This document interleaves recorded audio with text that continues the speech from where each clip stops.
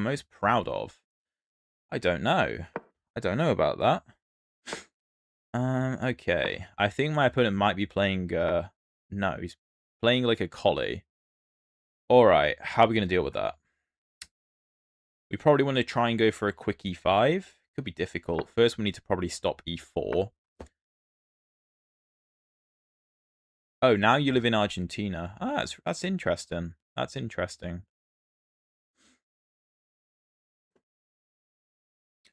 Yeah, I get that, Swift. It's not a simple situation, I suppose. Alright, I think we're probably just going to play this like a semi-Slav triangle system thing. Let's just go bishop d6, get castled, and then play something like knight bd7 and go for e5. a3 is interesting. I think my opponent's trying to discourage me from playing take and b5, a6, c5 by going b4 to clamp down on the c5 square. I'm guessing that. So I'm just going to castle and ignore what he's doing. If he wants to take space, yeah, fine by me. Fine by me. Is it possible to play Caro-Kann versus d4? Well, I kind of am. This is kind of the closest you're going to get to a Caro-Kann against d4. If white refuses to play e4, you know. I'm not really understanding this a3 move. I'm going to be honest. So I could go for the immediate e5. And I think I'm going to, because I feel like white has played a little bit slow. I think I had a similar position to this in an over-the-board game. Maybe 5 or 6 months ago. But, whoa, that can't be good. What? He's just completely taken the tension out of the center. That is normally not a good idea. And I will happily go bishop g4. Yeah, fine. c5 is not very thematic. Like, I understand he wants to fianchetto his dark squared bishop, and this will probably be a decent enough bishop, but, like, he's making my life a bit easy. Like, b5 is now not really an idea, because it leaves c5 so unbelievably weak. So, okay, I'm thinking queen e7, knight e4. That's my instinct. And then maybe we can play f5, f4. Maybe. We could also just go queen e7, rook e8, that kind of thing. Queen e7 also just keeps an eye on the c5 pawn to make b5 even less possible. Because, of course, I want to keep this pawn chain intact. How far off of NM am I? Well, I think I need to get to around 2200 ECF, which is English Chess Federation, and hold that for a while. And I'm currently, like, just over 2000. So I do have a bit to go, but I feel like I'm improving. Yeah, this pin is so annoying for white. Let's go knight e4. So if take and take, then white is going to be forced to play g4 and have to, like, take. That looks miserable. What? Oh, he's going to go for this. Ah, I see. That's quite smart. So I think we should probably take here with the queen in that case. Yeah, no, that's a good move. That's a good move. Queen d4. So obviously I'd want to do this, but I can't because I get mated. So I think I'm going to have to take and play this position. My opponent's giving me the option of doing this, which looks tempting. These pawns could be quite weak. This is probably our pawn break, I would guess. b5 still doesn't look that great. I think this does look interesting. But I think keeping the bishop pair probably makes sense. So I'm going to start with rook e8 just to take away the e5 square. Yeah, okay, that's creating potential weaknesses.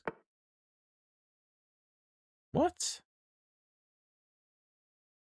Okay, I don't like what white's doing from his perspective. I'm going to put my bishop on e4 because I want to control this knight's movement. And I want my opponent to play f3 to weaken his position.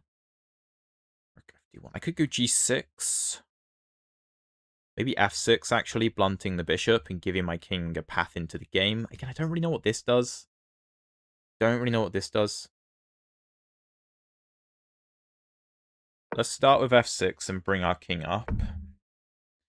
Well, that's kind of what I want to see.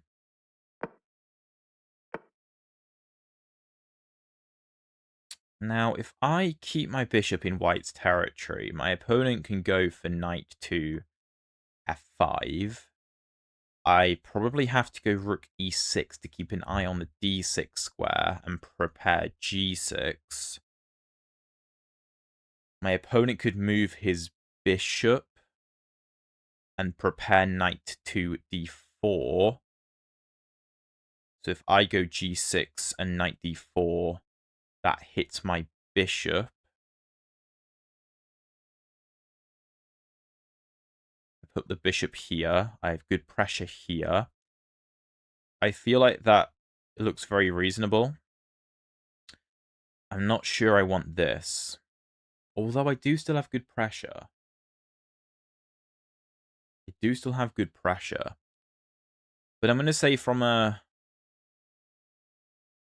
perspective of principle, I should keep my bishop pair.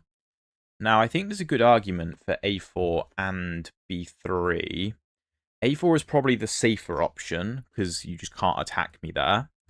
And I'm also stopping any pawn advancement. If I go to b3, does it have any real benefit? I don't think so. I don't think so. I'm going to go to a4. And if white doesn't go knight to f5, he does go knight f5, yeah. Then I was probably going to just play king f7 anyway. So I'm thinking rook e6. Prepare g6, cover d6. Prepare to double the rooks. Looks very reasonable. Also ensure that knight d4 doesn't come with any tempo on the bishop, which is probably why this is a better move than bishop to b3. Try not to fall too far behind on the clock, although the position isn't overly complicated. I don't mind too much having a slightly drawn position with the black pieces, to be honest. That's interesting. I wonder if he's going to play knight d6 and try and get an opposite coloured bishop position. He doesn't. He doesn't. Okay. Well, let's go king up. Aman, how's it going, mate? How is it going? I'm doing very well. I guess he's just trying to keep this under control. I can always offer him a bishop trade, which would be hard for him to decline. But I think we can continue to improve our position first. Although, if he goes here, I can always wiggle my way over here. So that's fine. My bishop's a bit offside, but I'm doing all right.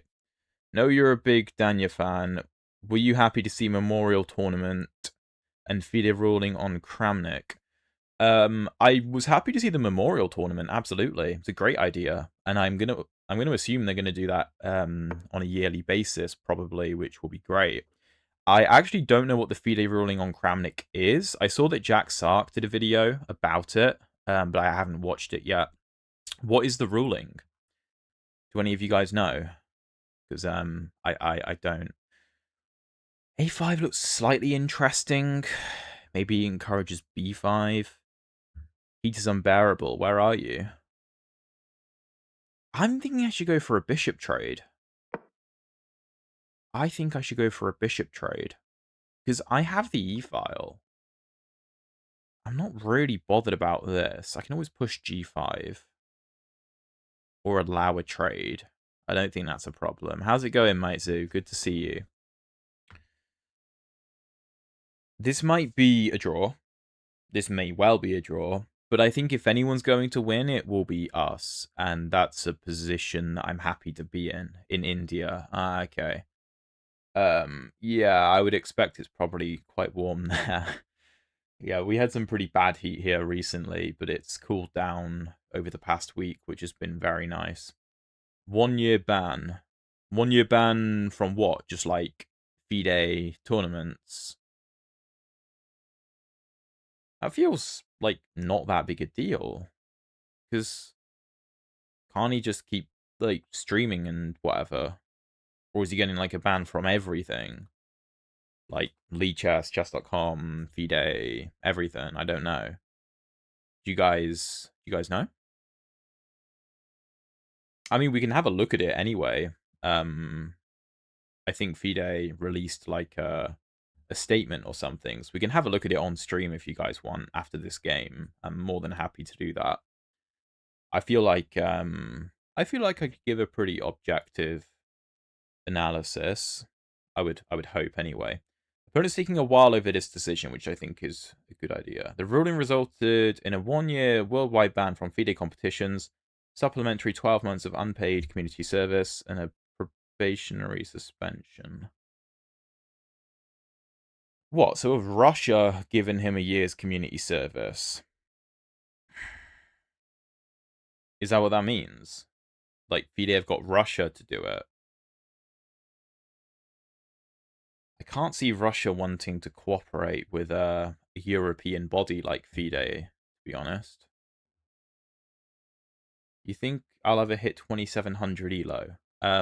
Online maybe, but like not like FIDE or anything. No, that would be completely undoable. Unless I devoted like my entire life to chess, then maybe. But I'm not going to devote my life to chess. I like chess, but I like it as a hobby. And yes, I am competitive with it, but not to the point where it's my whole life.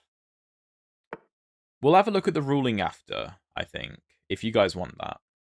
Okay, opponent goes a4 after quite a think. So if we take here, he's going to have to take with a pawn, because otherwise he loses the pawn if he takes with a rook. And after bishop to c4, we're not actually threatening an infiltration because the knight is covering. So if take and take, rook here attacks the knight. Where does the knight go? I think I'm going to do that. The band Kramnik received 2-year worldwide ban from FIDE chess competitions, official chess functions, 12 months suspended for a 3-year probation period, I assume that means. Also banned from being a coach. I don't know how you ban someone from being a coach, like how you actually practically do that, though. Okay, let's infiltrate. Rook e3. Knight back to e2. Wait a minute. Can we not go bishop to c4? Hitting the knight. I'm trying to get into the white position. I can always come back here, actually. Hold on, I think we're cooking. I've got 4 minutes left, don't worry. Faznaz, how's it going, mate? Good to see you. This knight has no movement, bro. That's an awful knight. Aren't we just infiltrating and just winning everything? I think we have a winning position now. Yeah, b5, but that doesn't really help. Oh, wait, no, wait. This is hanging. Okay, I missed that. What if I ignore it and do this? Threatening this and this. He has no way to defend.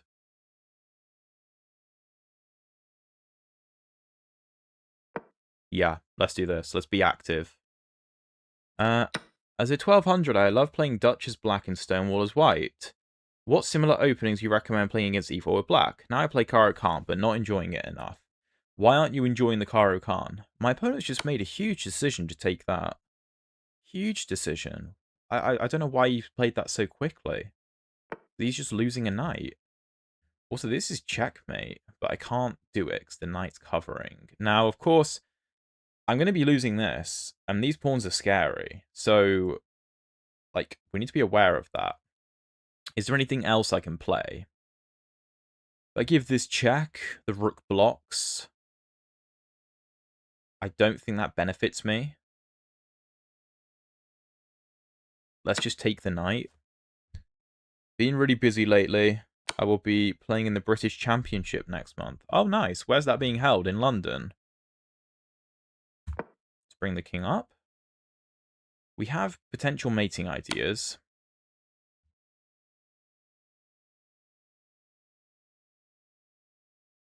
Ah, is my king struggling for shelter? He doesn't have this. My bishop's covering. Whoa. His king doesn't have much space there. So if check here, check no. But can't I just take this? If this? I guess.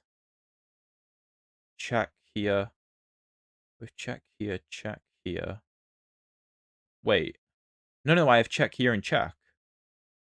Oh, that's just GG. That's GG. Warwick University. Oh, nice. Nice. I've got a mate who goes to Warwick. I'm sure that'll be a great place to have it. And yeah, this is just GG because he can't defend his rook. If he does this, then we just mate him. And that's GG. Opponent resigns. Nice one. I'm really happy with that game. I'm really happy with that game because I think I successfully executed my philosophy of like being fine with a drawn position with the black pieces, which I think we probably had. But I think it was very much a 2-result game where either I win or we draw.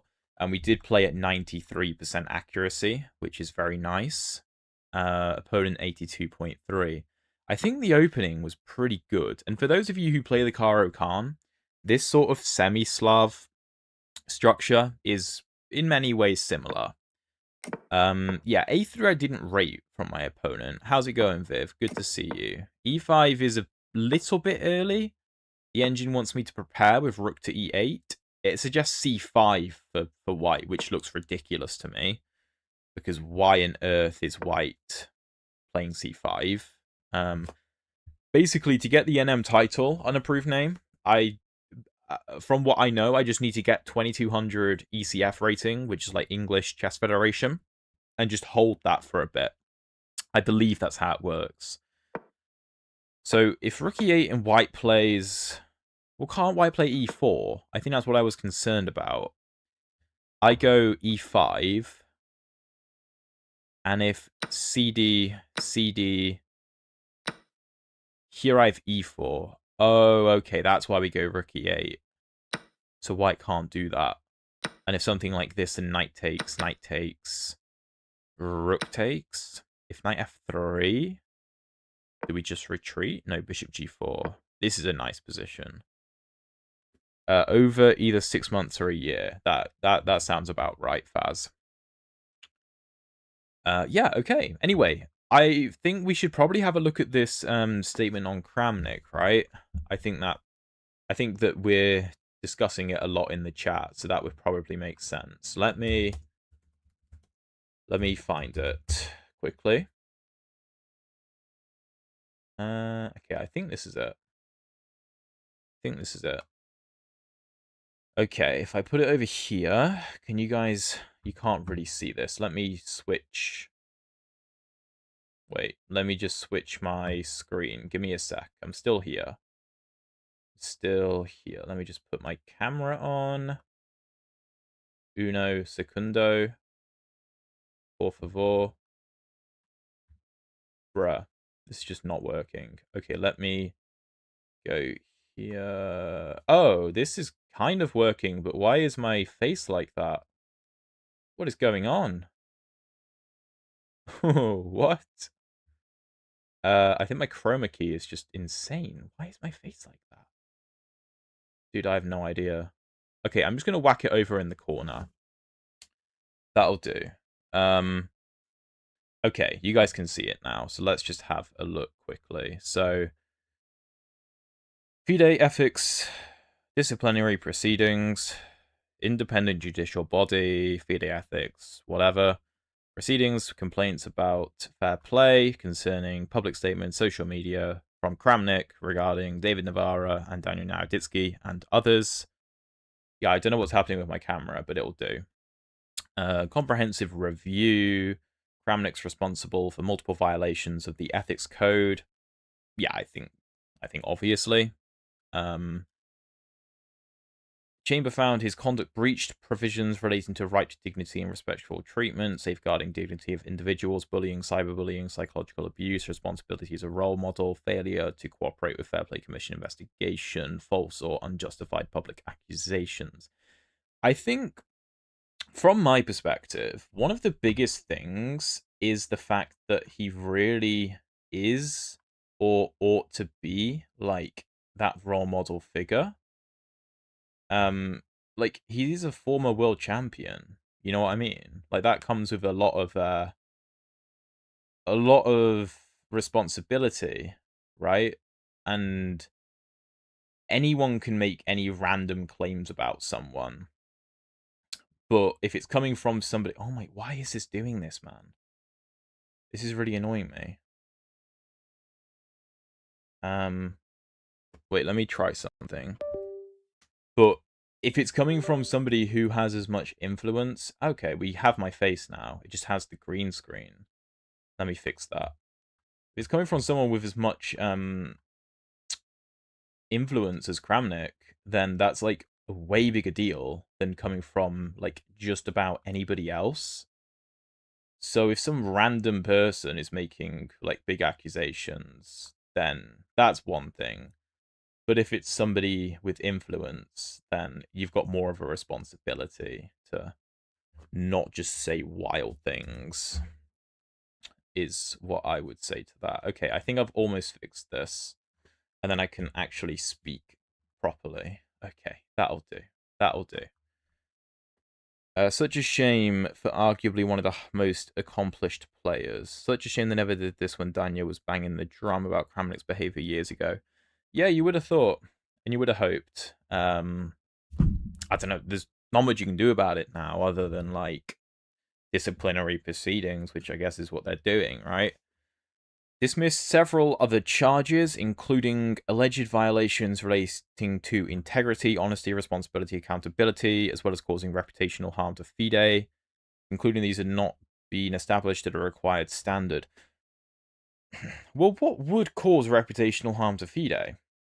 Because, like, if somebody's a former world champion, right, i.e. Kramnik, then arguably you're one of, like, the biggest figureheads of FIDE, because FIDE is synonymous with chess, really. At least, like, world champion chess, right? I mean, it's literally in the title, like, FIDE world champion. It's in the title. So, I mean, obviously, I don't know the reasoning behind everything, but I feel like reputational damage to FIDE, I don't see why it wouldn't have crossed that bar. But alright. In its decision, emphasized combating cheating remains one of FIDE's highest priorities, underlined that allegations of cheating must be handled through FIDE's established confidential procedures and supported by appropriate evidence. Commission including publicly associating identifiable players with cheating suspicions without sufficient institutional verification, exposed players to unjustified reputational psychological harm, incompatible with standards expected of members of the FIDE family. Well, they're acknowledging that Kramnik is part of the FIDE family, but at the same time, they're dismissing that he caused reputational harm to FIDE. Seems a little bit, I don't know, contradictory. Not intended to determine scientific fidelity, blah, blah, blah. So this is the punishment. 2-year worldwide ban from participating in FIDE chess competitions or acting in official chess functions. Final 12 months of the ban have been suspended for a probationary period of 3 years. So the active suspension is only 1 year if he doesn't do anything else during that period. And there's also 12 months of unpaid service for the benefit of the chess community. I mean, I don't really know what that means, but okay. They may be appealed. I don't see them getting appealed. I think that's a relatively light sentence, to be honest. So, I don't know. Like, it's great they've got around to doing something, but just feels a little bit underwhelming, maybe. Anyway, that's that. Let's play some more chess. We're back. Let's find another game. Accusations were out of control. I became skeptical after he accused a title player whom I knew in person. Yeah, I mean, it's just about anyone really.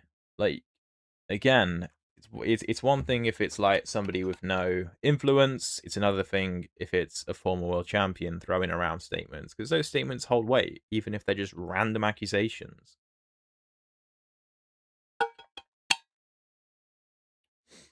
Oh, bloody hell. My neck is absolutely killing me.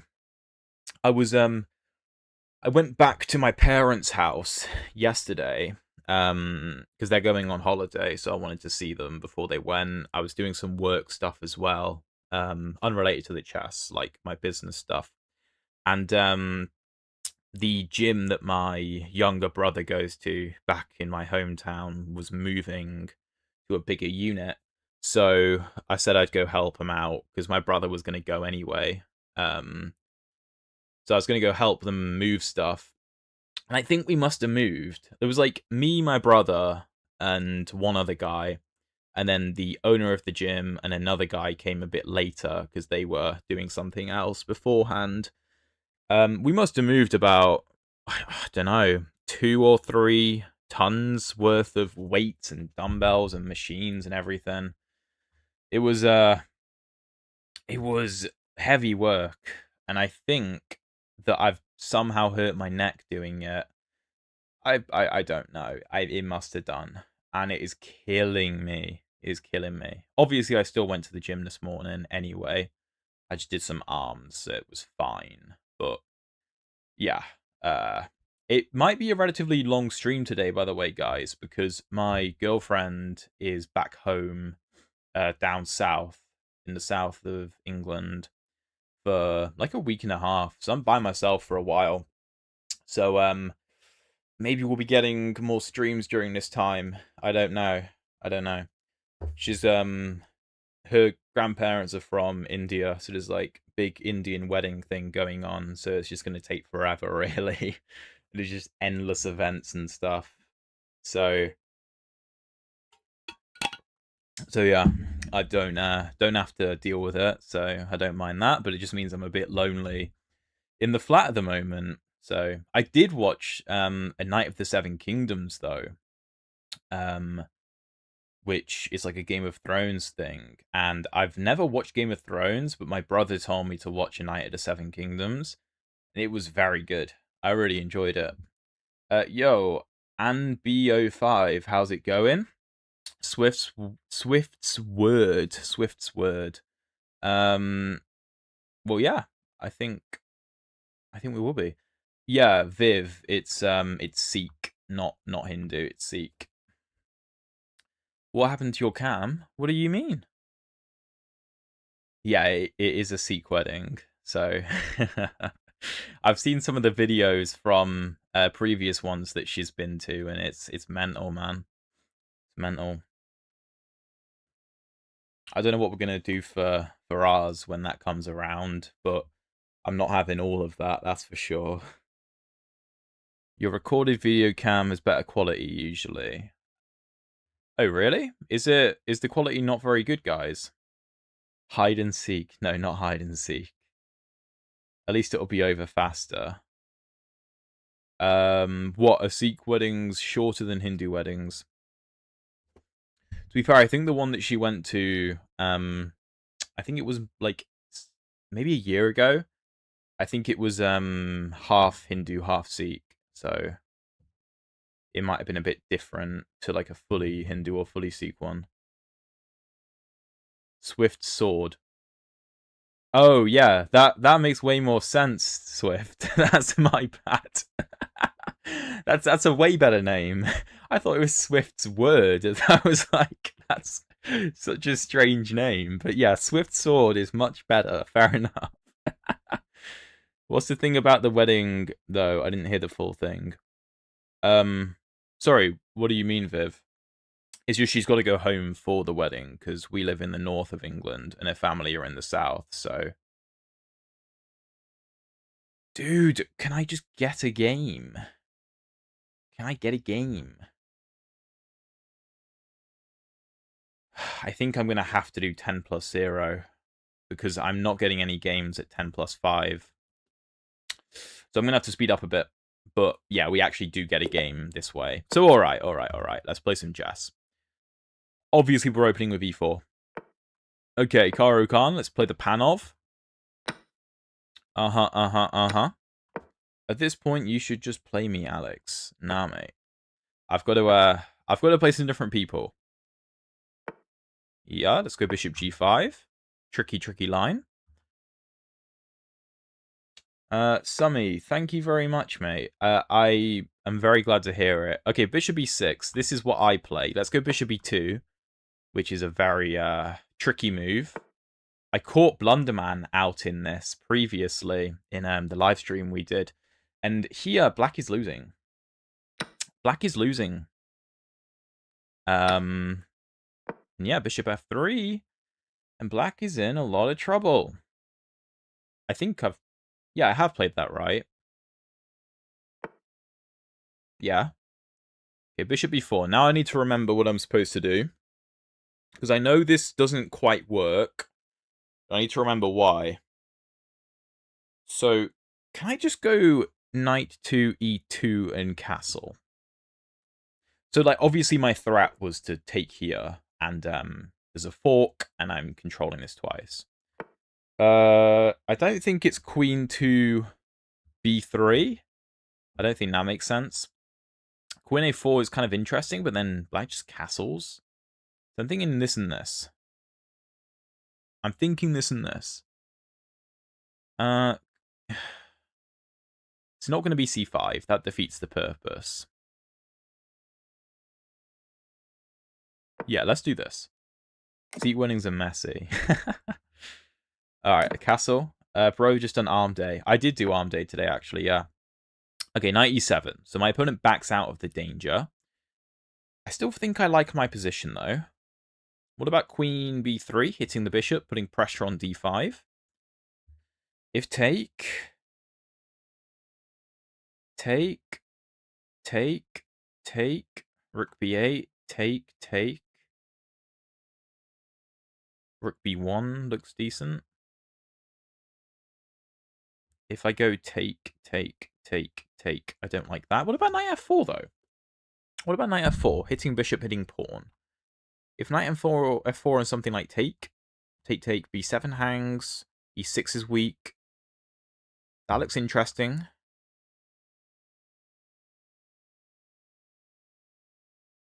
Okay, so I'm between knight f4 and queen b3. I will get to the chat after the game, probably. I will try.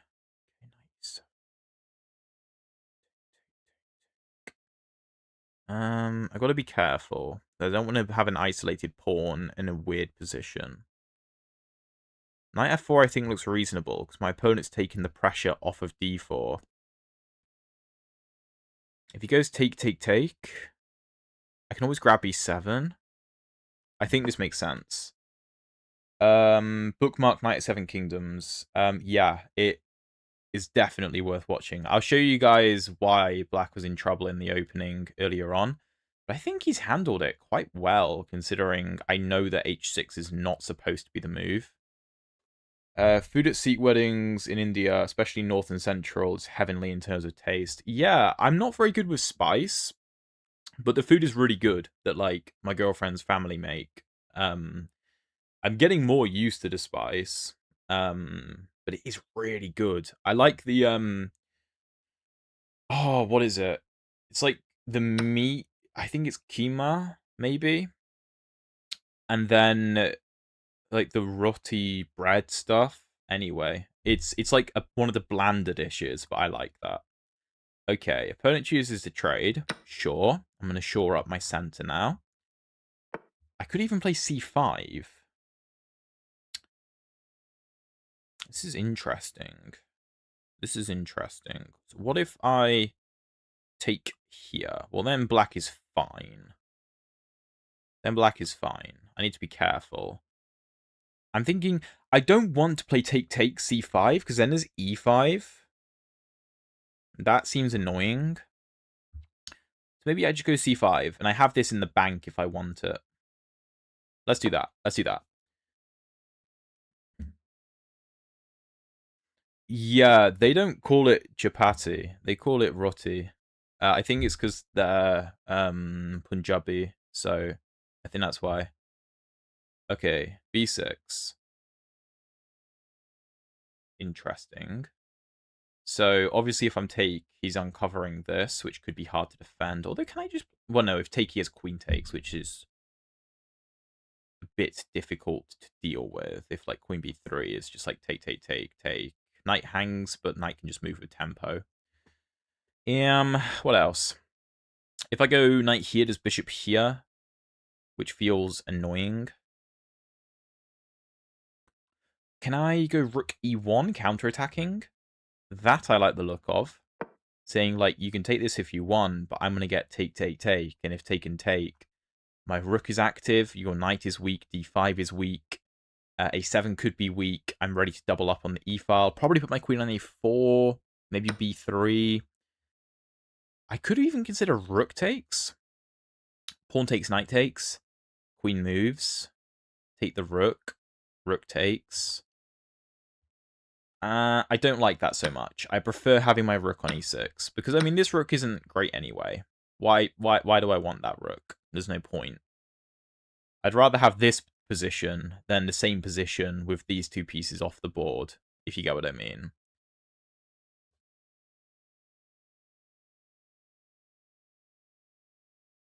Okay, I think we have a nice position. We have activity. d5 is weak. It's stuck on a light square. This trade is fine, because he can't target d4 that easily. The knight is weak. The king is very weak, having played f6 and h6. I mean, well, obviously it was actually e takes f6, but having to do this and then this with h6 on the board, that's not great for the black structure, particularly since I have a light squared bishop. So this looks pretty good. This looks pretty good. Okay, queen d7. Can I just go queen e2 and triple up or something? Like, obviously I could look for this and this, but I don't think it's that impressive. Let's go queen e2. I'm probably expecting this, but then maybe I have this. This looks tough to defend for black. If he moves his knight, where does he even go? Like, knight c6? Targeting this? I can just take.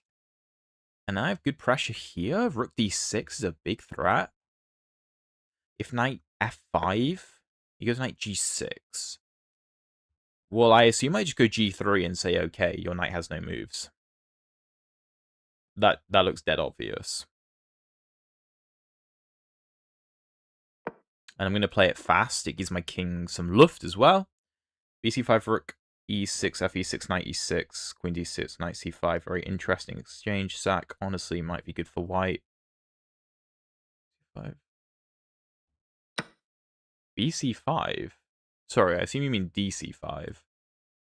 Okay, we have an exchange. Fine. You see how we're covering all of this knight's movement, right?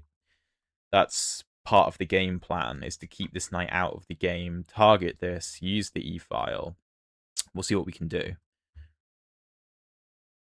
Rook e8. Yeah, black can go rook e8, but then I'm just going to triple up, and I quite like my position.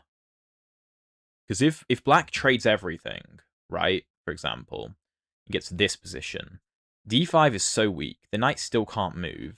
Maybe black is king f7, but I also have bishop takes d5 with big problems. And rook c1 just doesn't look that scary. I just go king g2 and I'm chilling. So he's also ticking lower on the clock, which is good, obviously. I think this is very hard for black to hold. I think this is very hard. And had black played rook e8 before knight g6, I think I just had bishop here. And he would have been forced into like g6, and then look at this pawn structure. That's just gross. Absolutely gross. So, yeah, I think we're doing very well. We're more active than black. The b pawn took your pawn on c5. You played b6 prior. Oh, sorry, I see what you mean. I see what you mean. bc5. Oh, so you're saying rook e6, fe6, knight e6, queen d6, knight c5. Oh, yeah, okay, that's interesting. My counterpoint would be, couldn't black just sack the exchange back? Or do I win this at the end of it? No, I don't. I think black could probably sack the exchange back, Faz. Maybe that's the problem. Maybe that's the problem with that line. I mean, obviously I could grab the rook, but I mean, I assume you see that doesn't look that impressive. But knight c5 in theory sounds good, but not if black just sacks immediately. Because material's equal there. My c3 pawn is very weak. Okay, we're up on time now. That's great. That's great. I think we kind of have everything in our favor. I mean, black has the c-file, okay, but I don't think that's very impressive. This rook could do with coming into the game, either b1 or e1. I don't really want to be playing defense. I mean, if black plays like rook c4, attacking d4, I'd like to avoid just defending, you know? I'd like to find a way to attack. I mean, maybe I have to play rook d1. And it's not so bad. It's not so bad or anything. He still has to keep an eye on d5, but is there a more active way I can play? I don't know. Okay, he chooses rook e8, so let's triple up. If he trades everything, I think I win. I think I win. I don't believe in his position. Yeah, I mean, this is so passive. Here, here. Here, here, here, here. I guess that works.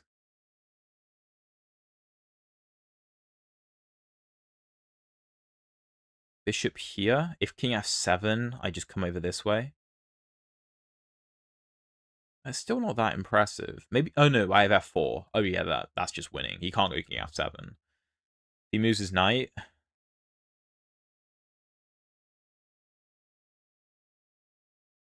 Then I get e7.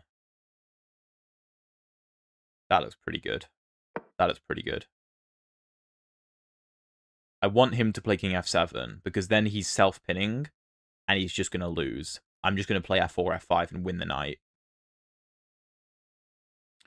But again, his knight doesn't have many squares, because we are suffocating it, or trying our best to, anyway. Knight is trapped. What? No, it's not trapped, but it is running out of, like, possibilities. If knight f8, rook e7, knight d7, bishop g4, knight b6, I take. And yeah, this pawn is just stuck on a light square, which is making it very difficult for my opponent. I can probably just run my king this way whenever I want. No, did he? That's fine. I mean, it's still, I think, probably a very good move. It's okay, let's go rook e7. Oh, he does have this. Wait a minute. Don't I have check? Here, take, take, take. I don't know if that's winning, but it looks pretty good. Looks pretty good. I'm winning a pawn. His king is also forced to the edge. I don't know if I can win this position, but I certainly can't lose it. I certainly shouldn't lose this. There is no increment as well, so bear that in mind.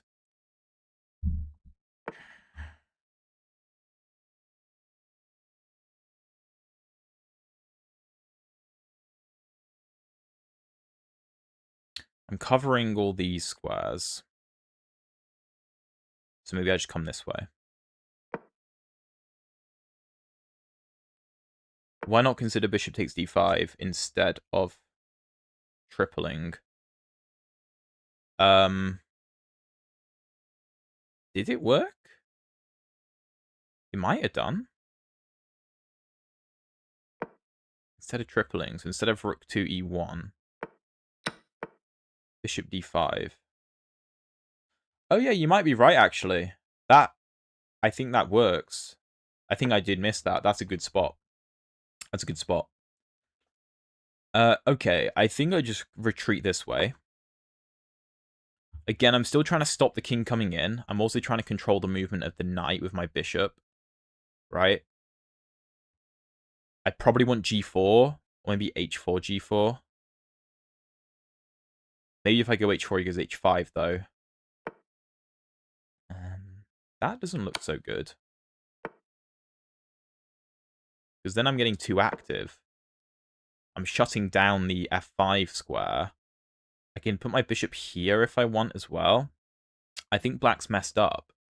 I'm also covering f7, so his king doesn't have that many moves to try and enter the game. And all I have to do is keep this defended.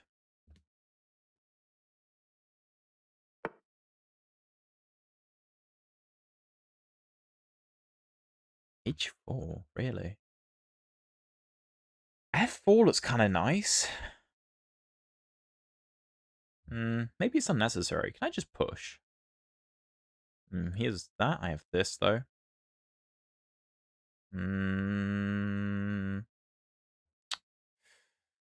I could go a4, a5, but if I go a4, he goes a5. This is not perfect.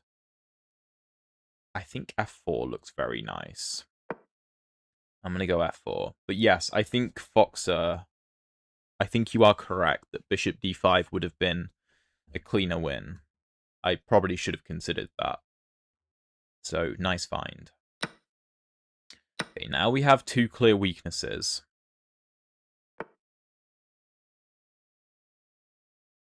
Okay. How do we break through, though? I need to remove his king. Let's start with this check. Get the king to move.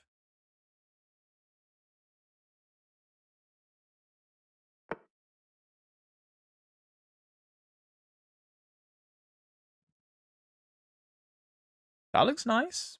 But can I do better? If I come up, he's going to give me a check. If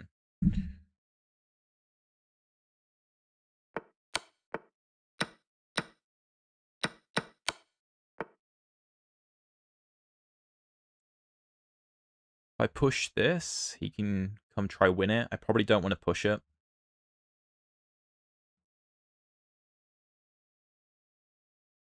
I'm just going to have one repetition. Just to... Okay, no, he goes this way. But I thought I could come here now.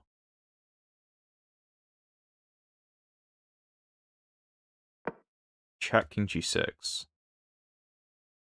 See, I was expecting my opponent to put his king back here, and then I was just going to repeat once. But now I get king g6, and all of a sudden I'm coming this way.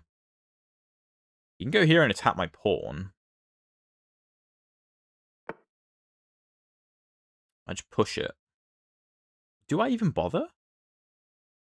Can I come here and sack? Nah, let's just push it. Let's keep it. Oh, time.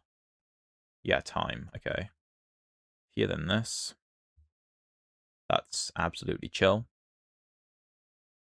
Can't keep a hold of this. We're going to go up 2 pawns. I might lose my d-pawn. I think that's okay.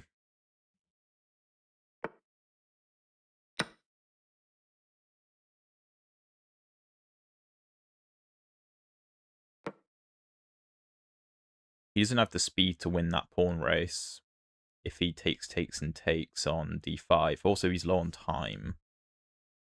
So I think we should have this in the bag.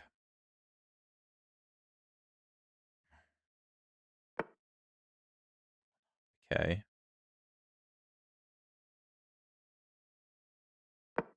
Alright, let's get ready to push.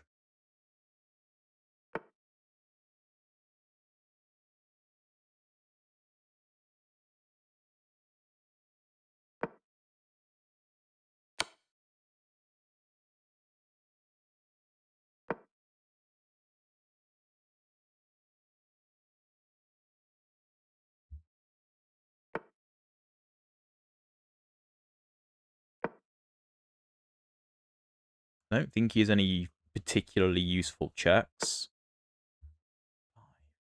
Push, take, push. Here, here.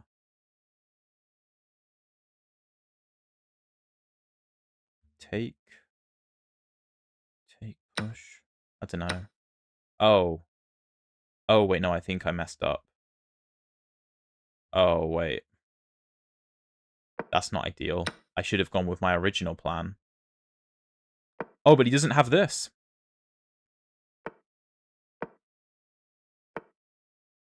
He does have that. Oh, no.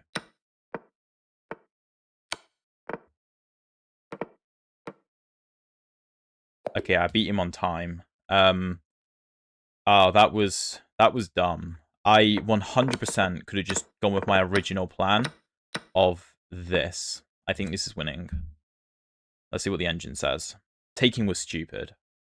Taking was so stupid. Well, what are you saying, engine? This is winning for white, surely. Yes. This is not good. Yes. After this and king e3, apparent... Oh, I went king f3. Ah, I should have come this way. Okay, GG. Well, we won, and I'm happy with the game. I think we probably had a winning position for, like, the whole game, pretty much, other than when I played that silly g takes f4 at the end. But we beat him on time, so that's good. That's good. Big Centurion defeats Little Jim. 85.9% accuracy, not bad. Yeah, we held the advantage the whole game, other than where we just messed up at the end. But, like, I mean, I had, like, no time left, so whatever. So the opening was very good. After bishop e2, h6 is a mistake. That is correct. It is a mistake. The line I recommend in my course is queen a5, which is much better. But h6, take, bishop f3, bishop e4, knight e2 is the move. Okay, cool. Castle, castle, knight e7. Knight f4 is not that good. It's better to go c5 or queen b3. So I was thinking between knight f4 and queen b3. Here, after takes, I have to go knight takes. I think I had calculated this, and I just wasn't that impressed. Engine finds bishop d5, and that's just equalizing. If anything, black is better because of this problem. So it's better for me to go knight takes, and if dc, queen b7, rook b8, queen a7, rook b2, and then we just shove the a pawn up the board as fast as we can. Okay, I went knight f4. Bishop takes, b takes, rook c8. c5 is good. b6 challenging, rook e1 is good. And then after takes, yeah, so Faz, you suggested going for this. And after queen d6, I thought, well, this is not very impressive. Like, we're just not very active. I think that's my issue here. Like, I've traded off my two most active pieces. You suggested knight c5. I thought black could maybe just counter-sack. The engine isn't that impressed. Although this looks pretty drawn, to be honest. Yeah, it is pretty drawn. If knight c5 and black plays like something else, then I think this is very reasonable. But he always has this sack. I think that's my issue with it. But it's a good suggestion. Anyway, this is the way to go, really. Queen d7, queen e2. Slightly better is actually rook a6. Funnily enough. I don't quite get that. Like this. Queen takes is slightly better. Rook c7. Don't know, we just have good pressure. Just have good pressure, I suppose. But queen e2, knight g6, g3 is best, just stopping the knight getting in. cd, cd. Then after rook e8, yeah. Who was it in the chat that suggested that move? Foxer, yes. This would have been completely winning. Because if take and take, we win the queen. And if take and take, we win in exchange. So rook e1 is a miss, but this endgame is very good for us. And after rook d8, bishop h5, we are doing quite well. This is not the most accurate. Better is to go here, and then bishop e8, which I missed. And if rook here, bishop c6, and you can't defend. Oh, wow, that's cool. And if like this, then we just take with check anyway. We take this, and we're up too much. Okay, so rook e7 is a mistake, but we do get this in the end, and this endgame is winning. I think we did everything right to convert this endgame, other than, you know, that final thing. But everything else looks great. Knight c8, bishop c2, here, here, king g6. Yeah, this is all great from us. I'm very pleased with that. It was just at the end here, my opponent posed a bit of an annoying move with f5, and I took, and I shouldn't have taken. I should have either defended my pawn or just pushed. And then if takes, push, knight back, the knight is stuck to the pawn, and the king is stuck to this pawn, and then this should be pretty easy to win. Like, I can just take here, and black has, like, no moves. The best you're going to do is, like, trade these. I can kick the knight back. I'm just going to go win anyway. That's going to be GG. So, yeah. Interesting game. Interesting game. My throat's hurting a little bit, so maybe I won't be able to stream quite as long as I was planning on. After knight f8, I was going to say rook a6 and d5 pawn might drop. Yeah. I think I just thought rook a6, rook d7, and there was no way I was winning the pawn, but I think that was a bit too surface level. Okay, we have a fantasy. Let me think. Should I play a line I haven't tried before? Wait, take, here, here. No, that's not the move. Knight f3, sorry. No, I'm just going to go for my normal e6. Is what I recommend in the course anyway. Then bishop b4, knight e2.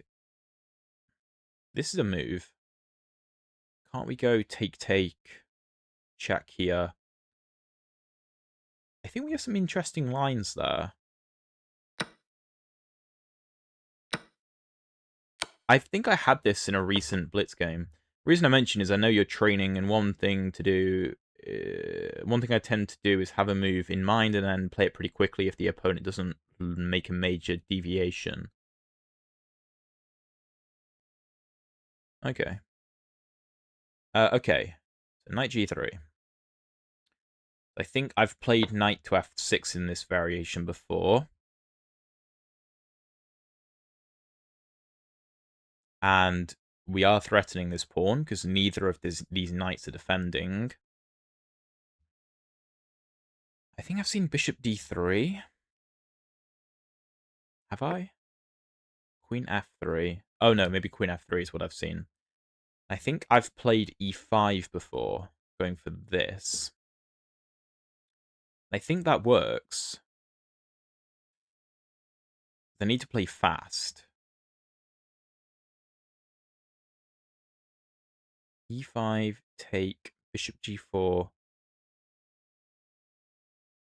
Queen f4, I have knight h5. Yeah, I think that's fine.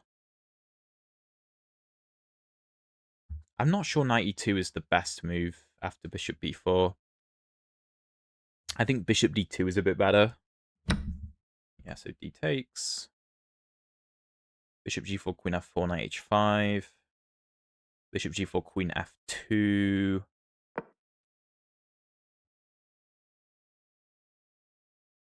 Then I have this, right? Maybe this wasn't the exact line. Maybe I had a slightly different line. Or, oh no, was it here, here, and then here, actually? And I think I might have played knight d7, which I think might have been incorrect. Am I playing in an OTB tournament soon? Yeah, I'm playing in the Sussex University Congress. I have some information about it on a recent channel post I did, where you guys can get some money off using my code. But yeah, I will be there, and I'm really looking forward to it. I've been talking to the organizers, and I'll be able to set up like a recording station and all that, which will be great. I'm sorry, I just realized I don't actually have this, do I? Because there's knight takes. Fair. Okay. I could take here first. I don't really know if it does anything useful. So do I have to go knight h5? If I go here, then e6. One of the e6 taken rook f8. If this knight f5 is kind of annoying. Take knight e5. Maybe that's okay, actually. If here, bishop f4. Maybe I have g5. Knight h5, knight h5. Queen h5. I think that should be okay. Might not be the best line, but I think it should be okay. I suppose I can make the argument that the e-pawns are weak, so although white's up a pawn, I can potentially win both the e-pawns and end up a pawn myself. I'm not sure I want to trade queens here, given how weak the white king is. So let's take here with the queen. Target this. Probably my next move is knight d7. I'd probably prefer to take here with the knight.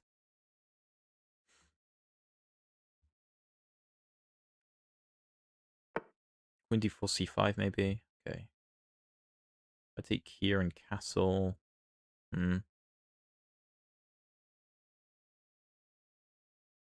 If e6, I take with the bishop, so that's not a problem.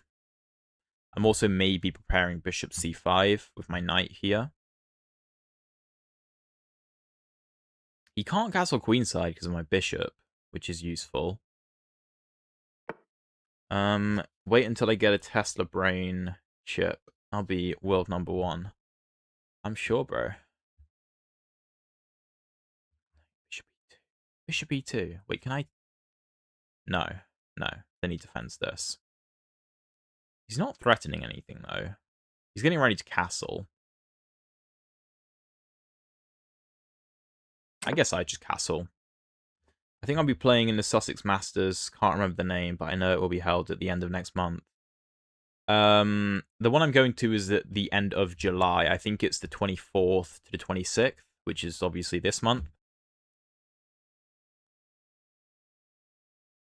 I think there's a Masters section of the Sussex tournament, though.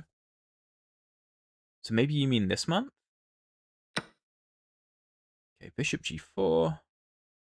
Let's take h3. What does that achieve? Is he trying to castle? He wants to castle queenside. If I go here in g4, take castle. Do we believe in his attack? Don't know.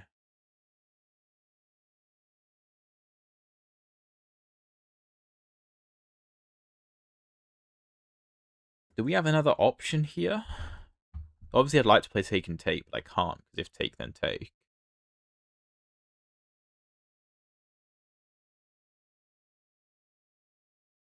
Oh, I could do this. And then if castle queenside, I have take, take, take. Yeah. Yeah, let's do that. Let's do that. Okay, a3, very fast. What's stopping me from going bishop here? Hitting the queen.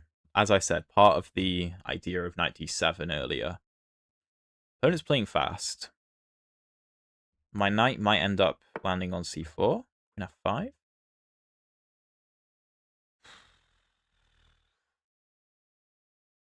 Really? I don't want to take. But like, can I just do this?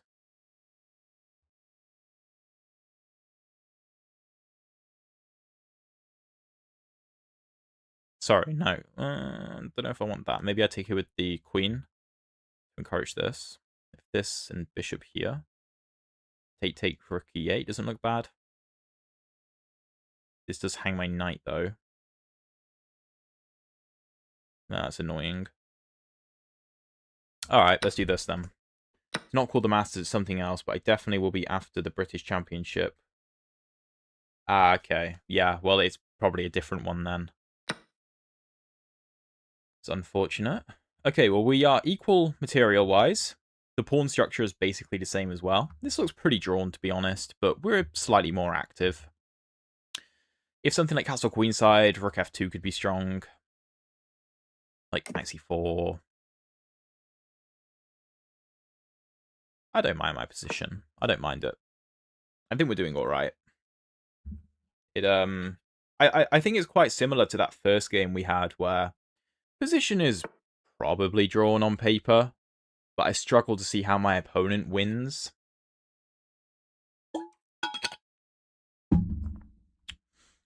Knight a4. So if I come this way, he's going to do this, but then I get this. If I come here, he has c3. I don't want him to have my bishop. This is a bit exposed. Let's come back here. If something like bishop c3, I can maybe hop my knight up this way. Maybe it is rook d7. I do have knight e3 though, targeting c2. There's also b5 if the knight can't get back to c3, which could be a problem for him. Goes rook g1. Can I force him back? Is that good? I'd say so. The knight doesn't have much movement from here. Yeah, I like that. If here and bishop e3, then I have rook e2. And that should be fine. b5 looks a bit weakening, but I just think the knight sucks on the c3 square. And if he goes a4 trying to break out, I can just go a6. So knight c4 looks pretty good. I'm threatening, like, taking bishop g5 with a pin. It might actually be wise for white to try to execute e5 to let the knight into the game. Obviously not yet, because I'm just going to take and then go bishop g5. It's hard for white to make moves. Yeah, bishop e1. Can give a check.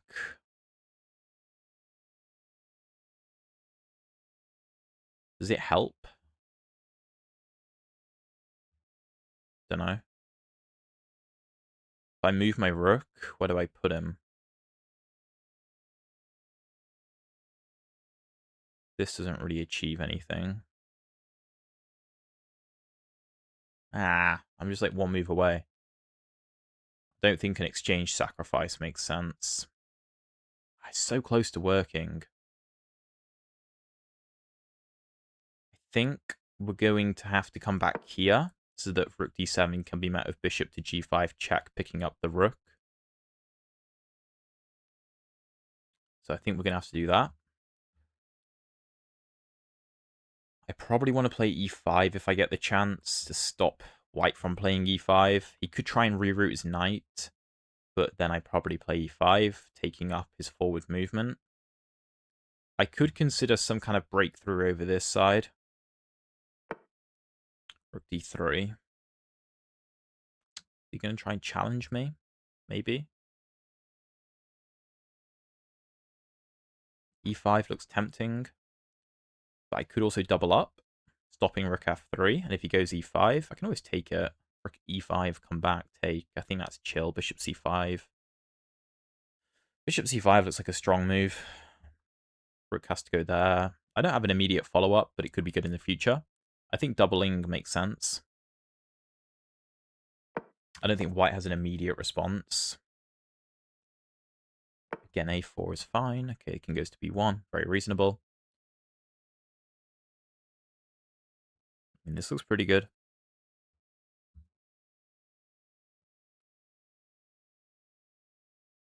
Does it make sense to start with this? I don't know. Oh my god, I'm so low on time. Oh, I didn't even realize, bruh. I did not even realize. Wow. I am so low on time. Let's speed this up. I'm going to win a pawn. That's good. Oh, my opponent just straight up resigns. Let's go. That's 3-0. We're on 2350. Lovely stuff. That felt like a bit of a premature resignation. I mean, I had a nice position, but not that nice. Anyway, we win with... Oh my god. Guys. 94.8% accuracy with the black pieces in the Karo Khan fantasy. Using ideas from my opening course, which you can find via the link in the description. Lovely stuff. Okay, so this is absolutely fine. Knight f6, queen f3. E5 is best, yeah, nice. My instincts were correct, but this was not. I should have gone knight g4. Threatening this, I guess. So queen f4 trying to pin. And then bishop c5 threatening this. Yeah, that looks quite nice, actually. That's quite nice. So, okay, this wasn't best. This was also not best. Better was this, which I saw. I don't know why I didn't play it. Oh, no, I thought he had this. And I was considering g5, but it's better to castle, and I wasn't sure about that. I'm very glad he resigned, especially given his time advantage. Better was actually to take first and then take here. But okay, we take here, which is all right. Bishop d2 is a mistake. We are now in the driving seat. Better is to take here. And then if this... take with queen. Okay, I castled. Bishop g4, queen g4, h3, queen e6. This is all good. We are slightly better. And we are just pushing the advantage here. I think the only accuracy was after queen f5 playing knight e5. No, knight e5 was best there. Knight e5 was best. You're suggesting rook f e8 or rook a e8. Yeah, the engine also likes rook f e8, but it's basically the same as knight e5. Both of them in the same evaluation. Yeah, I just felt like we were so fast to get into the white position in this endgame that I was chill with this. Like, I know ideally the pawn would be back here, but at the same time, opening the f-file gives us f2.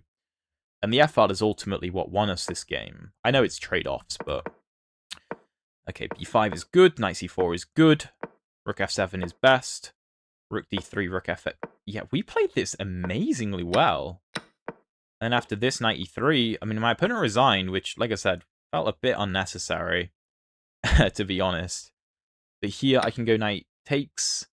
I thought we'd go here. And then I can keep the rook on the board. Or I can play something like take, e5, get the king in. I mean, I know this endgame is very good for me, but resigning felt like a bit of an overreaction from my opponent. I'll take it, though. Anyway, my girlfriend's calling me. I should probably pick that up real quick. Let me just mute my mic. How do I mute my mic?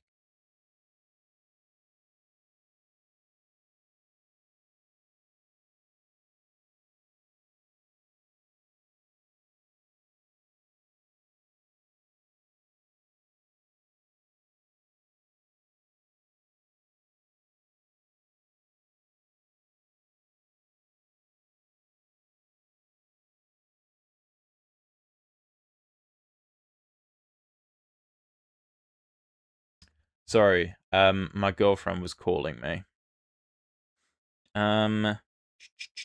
Yeah, Faz, I mean, like, my general instinct would be to preserve the pawn structure in most games, but I've been trying to focus on activity a lot recently, because I feel like when I've been doing that, it's been working quite well for me. Like, when it's kind of a choice between, well, I have this move that gives me doubled pawns or an isolated pawn or something, and but in compensation I get activity, or I play ultra solid and have the pawn structure, but my opponent is more active. I've been trying to lean more towards the activity, just because I'm such a positional player by nature. I need to try to get myself to be more active. But anyway, we're 3-0. We're 3-0. I mean, that's great. That's fantastic so far. Alright, is this guy from, is that Catalonia? Yeah. Okay, we have a French. Let's go for the Monte Carlo. Similar to the Panov, but against the French. I've been enjoying this this variation a lot. I've been having it a lot recently in Blitz. And doing quite well with it. I think here I can take. And we have an isolated pawn, but we do have some good play. Do have some good play. Black generally avoids fixing my structure for me. Bishop g4 is normally met with h3, bishop h5, and g4. You can tell I've been playing too much classical if I choose to preserve structure. Yeah, classical like definitely leans more towards just keeping everything ultra solid. Because you just got way more of like an investment in the game. So you just want to make sure you're not doing anything silly. I totally get it. I think rook e1 is fine. Bishop normally comes to e6 or g4. I find e6 is generally more solid. Let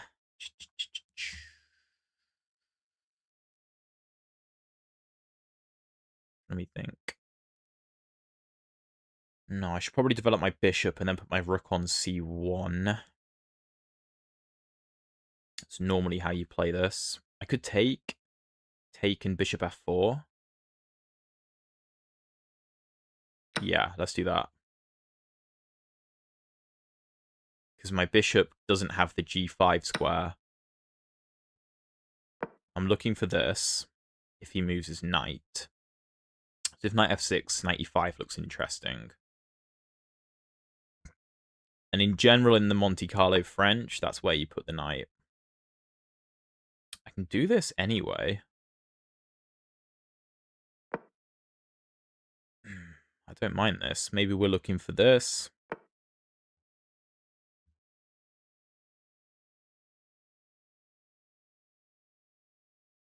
Do I have enough support? I have 3 defenders. He has 3 attackers. Yeah, I'm fine. Can I go queen h5? Knight f8 is passive. g6. Take.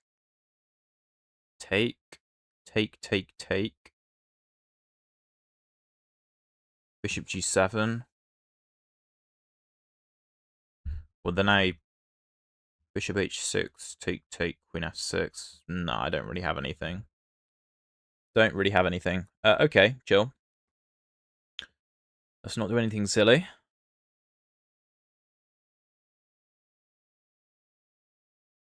I guess I can just support my knight. Maybe bishop g6 and g3, sorry, and f4.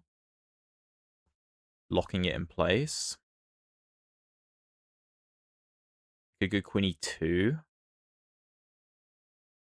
I don't know how I feel about lining these up, though. I go here. Maybe it's these ideas, though, which look kind of annoying to deal with.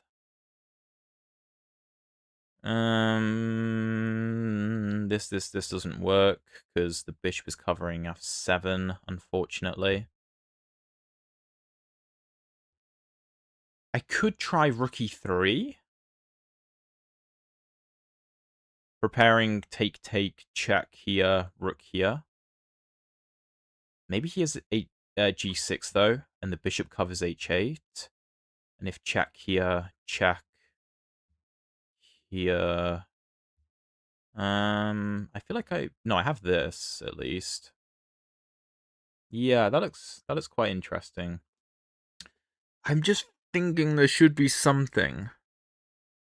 But I don't think the immediate bishop h7 works. Like, if take here, the bishop's covering f7.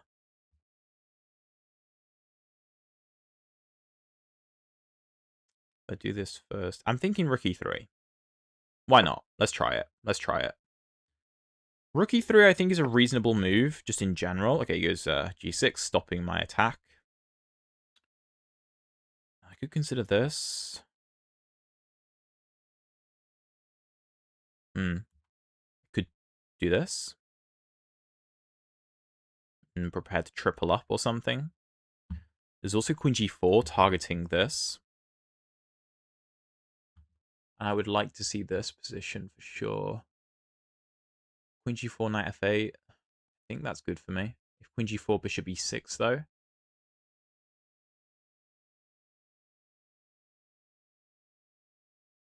Queen g3.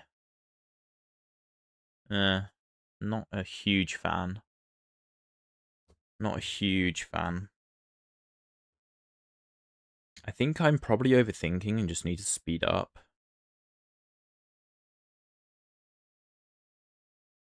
So let's just go queen e2. Keep an eye on this. Support the knight a bit more.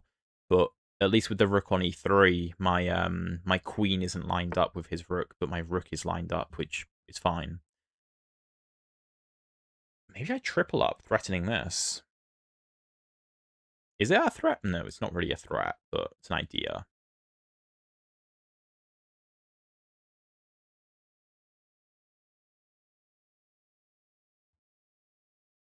Maybe I start with b3.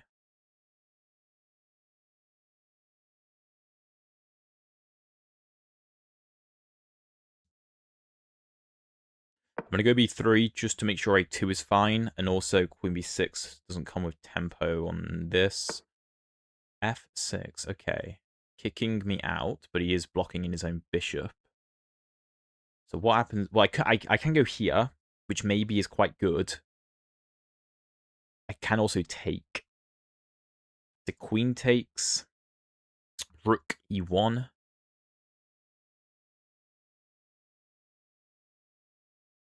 I think it looks very reasonable. Although I suppose after these, maybe he has this idea at some point. This, do I have an actual idea? Not really. Let's take. And then we'll triple up. Kind of similar to that Karo-Karmpanov game. In a sense. In a sense. We're a bit low on time, but I don't mind our position. My opponent probably goes f5 at some point to open this up, but then I can go bishop e5. Hold on. Has my opponent allowed this? Because he can't take it, because then I win a rook. Well, I just checkmate him. If check, king up. Nah, I think we're winning. I think we're winning. This is the exact, not the exact, but a very similar pattern to that Karo Khan game, where we had the tension with our triple up on the e-file. And in that game, we had bishop d5, winning a pawn and trying to deflect the queen away from the defense of her rook. In this game, we have a very similar thing, except we're winning control of e7 with this one, and the queen can't take because of the rook. Take, king moves. Yeah, I think we're just winning. I think we're just winning. Because we get control of the e-file. And that's the problem for black. We do have this weak d-pawn still. That is true. But I think it's okay. So, obviously, we're thinking about this. He could have c5, to be fair. Wait, if this c5, I do have bishop c4, but I don't think it's that good. Can't really remove this bishop. It's a good bishop.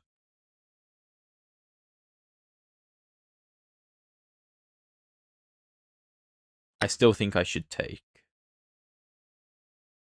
Although, maybe I'm rushing. I don't know. I don't know. Yeah, he does go c5. Yeah, so he's threatening this. What if I take? No, I don't believe in that. I'm struggling to get past c6.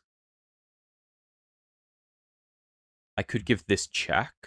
Take, take, take, take. f5. f3. Yeah, no, I like that, actually. I like that. King f8 was very strange. Yeah, it was very strange. So he's going to have to do this. After the knight trade, white may be worse. I don't know, maybe. So can I just shove the pawn up? Oh, I've just hung this. Oh, why have I done that? Oh, I'm an idiot. He doesn't do it. Take, take, push. Check.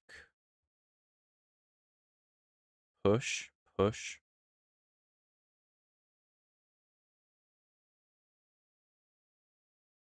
I think the bishop endgame should be relatively easy.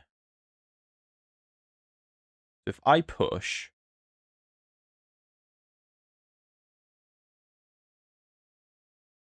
Here push. d3 I come over.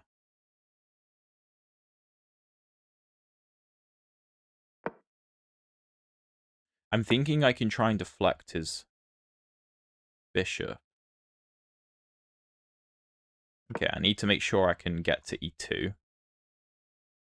So if this, I have this. Push? Am I going too far? Let's bring my king.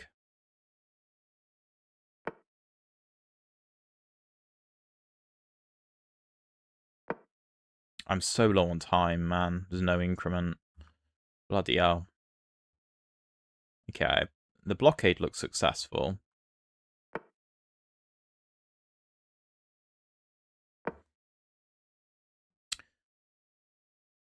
King can't come here.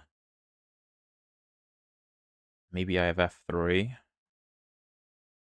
Comes this way, I push.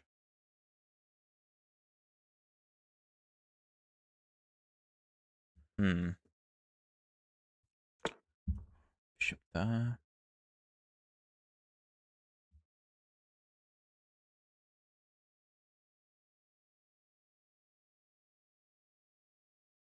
Okay.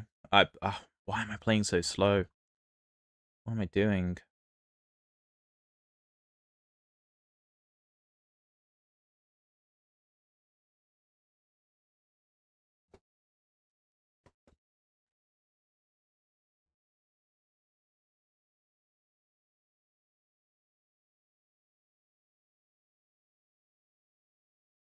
I'm not sure if the king and pawn endgame...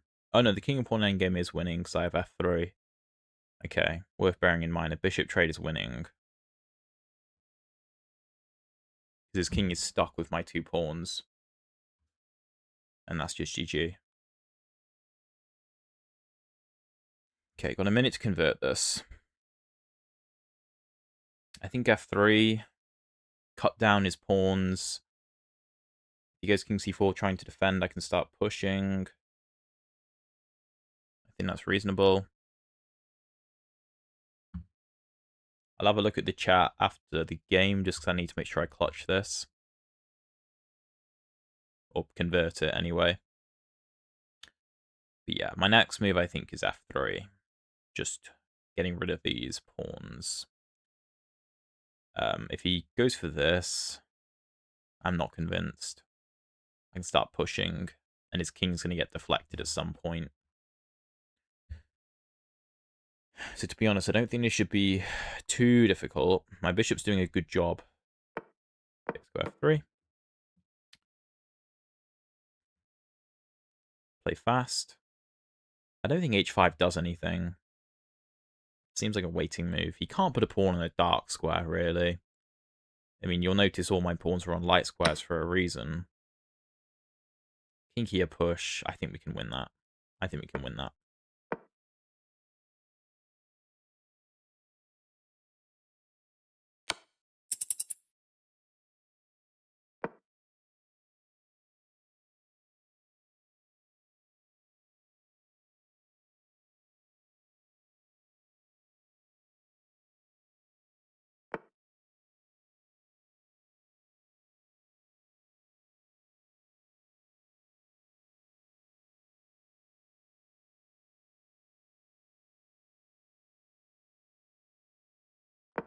I'm not sure what I'm doing now. I'm actually struggling. I need to bait his king away so I can go grab this. My threat is this. He's got to go bishop here.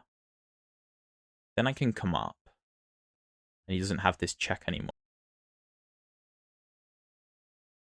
If his king moves, I win this. If his bishop moves, I go bishop a7. He can kind of just make pawn moves.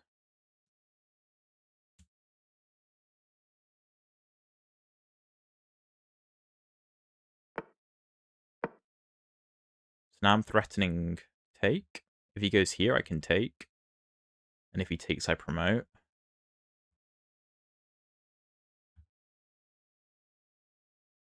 Someone in the chat screaming bishop a7. What do you mean? I just loses a bishop. I'm just going to grab this pawn. His king still doesn't really have moves.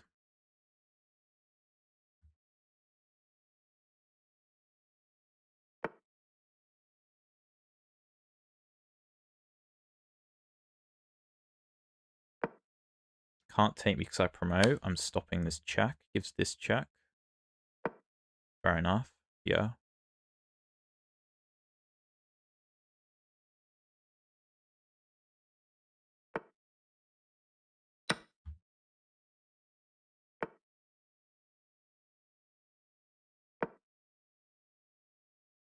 He again can't take my bishop because I promote.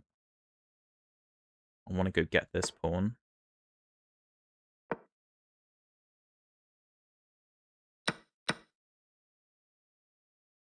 Can I convert with 20 seconds? Don't know.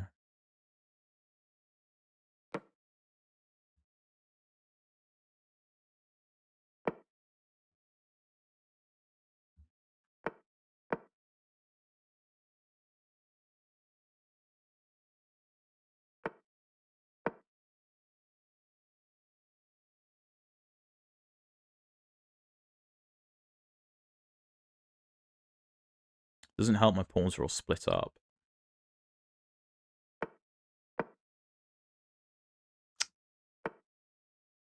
Why have I done that? Throw in. Throw in.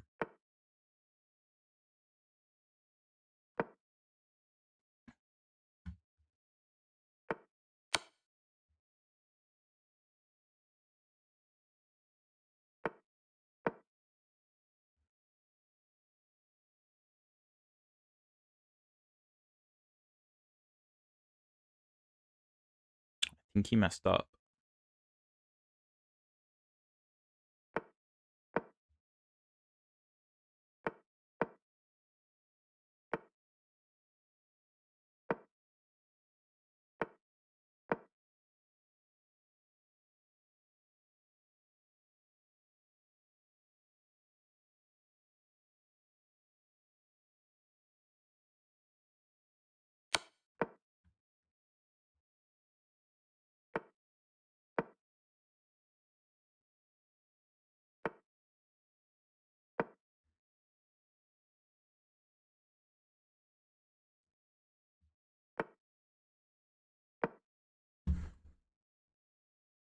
Oh my god.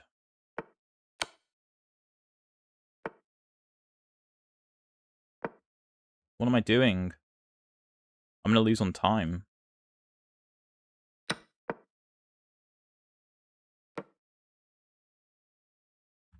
He's just going to beat me on time.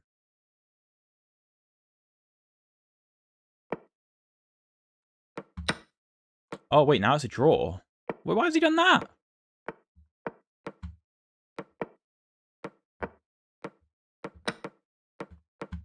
This is a draw, right? Yeah. Ah, man. What am I doing? I mean, okay, I'm happy with the game. I just got so low on time that I messed it up. But to be honest, like, if I was playing 10 plus 5, that's an easy win. But yeah, this is just completely winning. All I have to do, yeah, I just have to deflect his pawn, let f5 take, and just do this. Then he pushes, I push, he pushes, bishop c5, king moves, I push, he pushes, take, GG. So yeah, that's obviously what I should have done. But okay, I mean, whatever. I think that I'm happy generally with how I played that. I'm just not good with no increment. I took too long looking for that whole bishop h7 thing. That's where I messed it up. That's where I messed it up. I spent so long on bishop h7. Okay, 85% accuracy. We had quite a good position. The opening was fine. This is all normal. Bishop d3, c6. It's just slightly better for white. Rook e1. 95's a mistake. The engine wants this. I actually considered this. I just didn't think it was that good. Like, I don't know. Queen e2, I'm guessing? Yeah, Queen e2. If he defends, knight e4. Apparently he's got to sack his rook back, and if he doesn't, then I'm better. Okay, I took here, though, which isn't so great. Knight e5. This is all good. And yeah, I spent 3 minutes here. I mean, that's bad. That's bad. g6, queen e2, b3. And here after f6, I'm very much in the game. I was losing the thread a little bit. I think this whole rook e3 thing was silly. To be honest, I shouldn't have taken on d5 in the first place. I think knight d5 was where it was unraveling. I should have just kept pieces on the board. Went like bishop d2, rook c1, just chilled out a bit. But okay, we get ourselves into a tough position. We then induce the move f6, which was good. And after take and rook e1, my opponent messes up with king f8, allowing bishop to d6 check. And then this is all correct. King moves. This is good. And here, oh, I had rook b5. I completely missed rook b5. That would have been the line.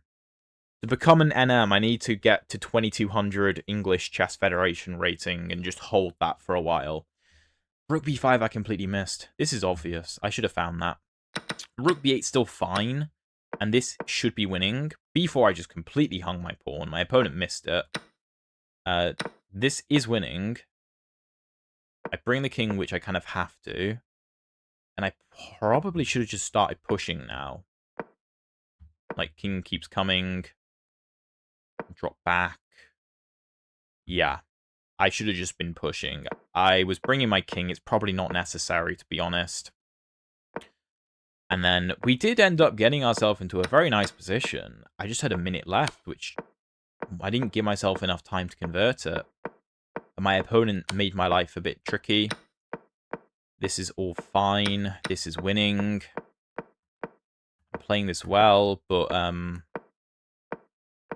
yeah, where was it that I messed up a little bit? This is all good.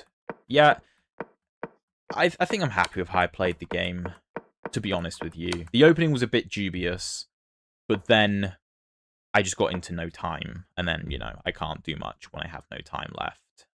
4 seconds is not going to be enough, but I think I'm generally happy with that. That's not bad. That's not bad. And obviously we managed to save it and get a draw despite running out of time, which is good.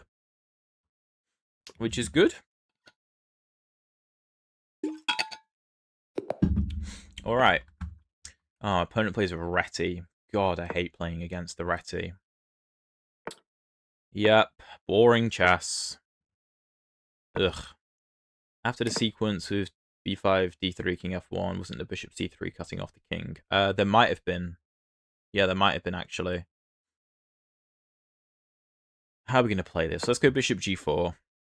I don't mind this line. We want to bait the move knight e5. I don't know if he's going to bite, but... Did Gotham Chess have this position with, like, d3 in his most recent video in the Naroditsky Memorial Tournament? Yes, Swift Sword. I mean, it was probably the most winning option, like the most clinical option. So it still would have been, you know, useful to have found it. Okay, d4. This is just a good Slav, though. This is a good Slav. Let's go. I think bishop e7 should be fine. And just castle.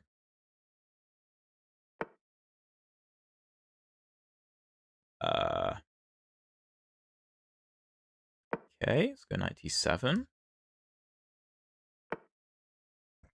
My opponent's playing this in quite a modern way.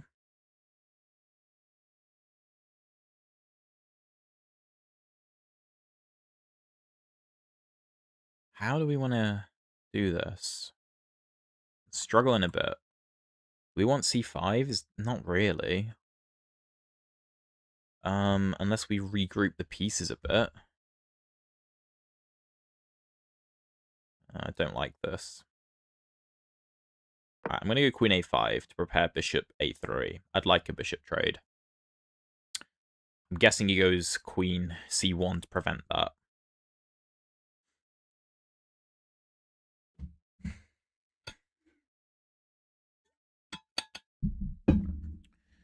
And then we just suffer because my opponent's playing a Reti, modern, silly double fianchetto thing, and we're very sad because this is not real chess. I think that's just the takeaway. Unfortunately. But let's see what we can do. Let's see what we can do. I don't mind the move queen a5. I think the queen is fine on a5. She's pretty safe. She's influencing the center a bit. And she can always retreat if she needs to. a6 looks pretty safe. Okay, opponent goes a3 to prevent me going bishop a3, which looks very reasonable. Can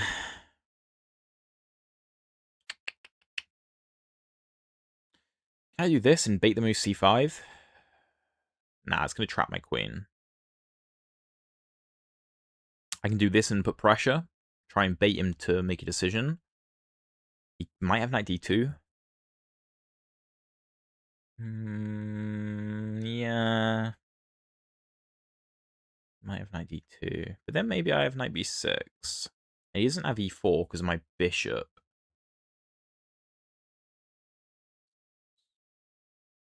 I kind of like this just because there's a couple targets and my queen is very safe. She's also keeping an eye on b7. Okay, my opponent commits to c5.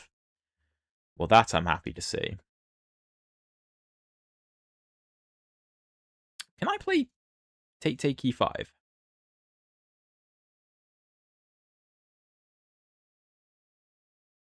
Maybe, but I don't think I have to rush. I could go b6 even. Could go b6. Look for a break here. I feel like that might be the more sensible approach and play on the queen side. If b4, which he plays, maybe now I can look for e5. Should I throw rook c8 in just to get off the diagonal?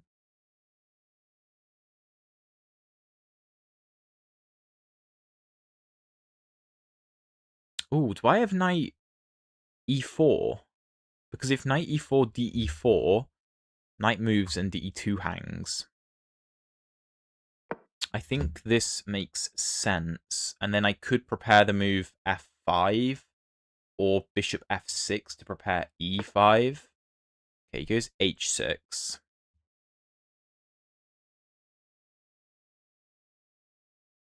All right, let's snap this knight. Yo, Noah, how's it going? Crimson Demon, thank you for the support. Bishop c3. Do I want this or not? Nah, there's no need. Let's just keep the pressure. I've got to say, I don't think I've ever done this before with my queen in these types of positions, but I don't mind it.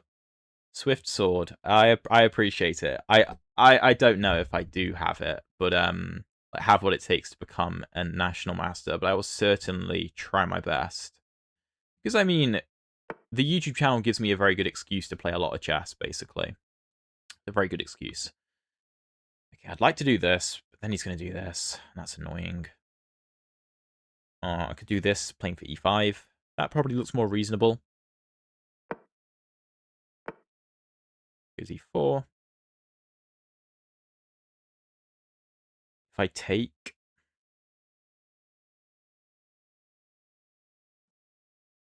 Rook takes. I take. He takes like this. F knight takes. Yeah, I think we're good. Also, when I take, my queen will be defending, so this isn't as big of a problem. Bonus of the queen on a6. Lovely. Faz is 2200 ECF. BC. So can I just do this? Because if take, I have take. If I throw this in, he can come back to defend.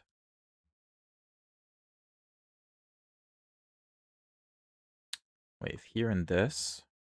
No. Sorry, what am I on about? Okay, let's do it. Knight c5.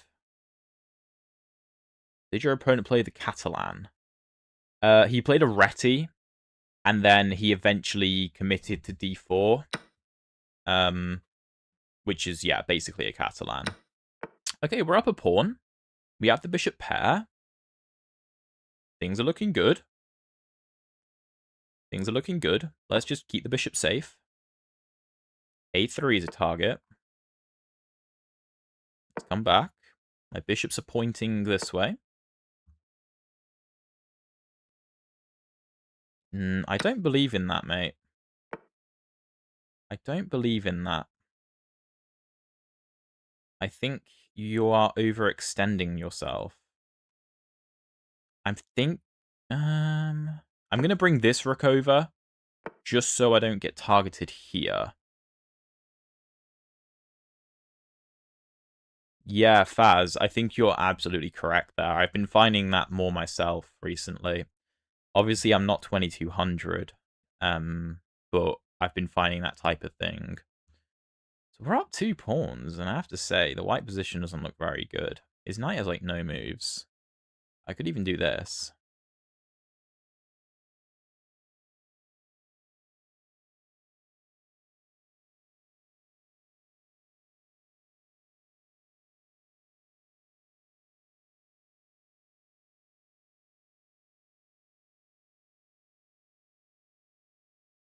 Yeah. Let's do this. I want to get rid of the c-pawn so that he doesn't have any passes, so I don't have to worry so much. The next level for me is this starting to be able to get to equal positions and outplay my opponent strategically. I feel like that's what we've done in this game, to be honest, without blowing my own trumpet. Too much, anyway. Okay, well now we're up 3 pawns. Queen a6, he's probably winning 1 back. Although his king doesn't look that safe. I can do this, which defends this, but more importantly attacks here. I could give a check on the back rank, but he can block. But I mean, this looks pretty crushing. Because we're going to end up in a position where I have these 4 pawns. I might lose these, but I'm going to pick up f2, and then I'm going to be up 2 clear pawns. Are you going to get a fancy CC backdrop for your green screen soon? Don't know, maybe. Do people want that? Alright, let's grab ourselves a pawn. So we're still up 3 pawns.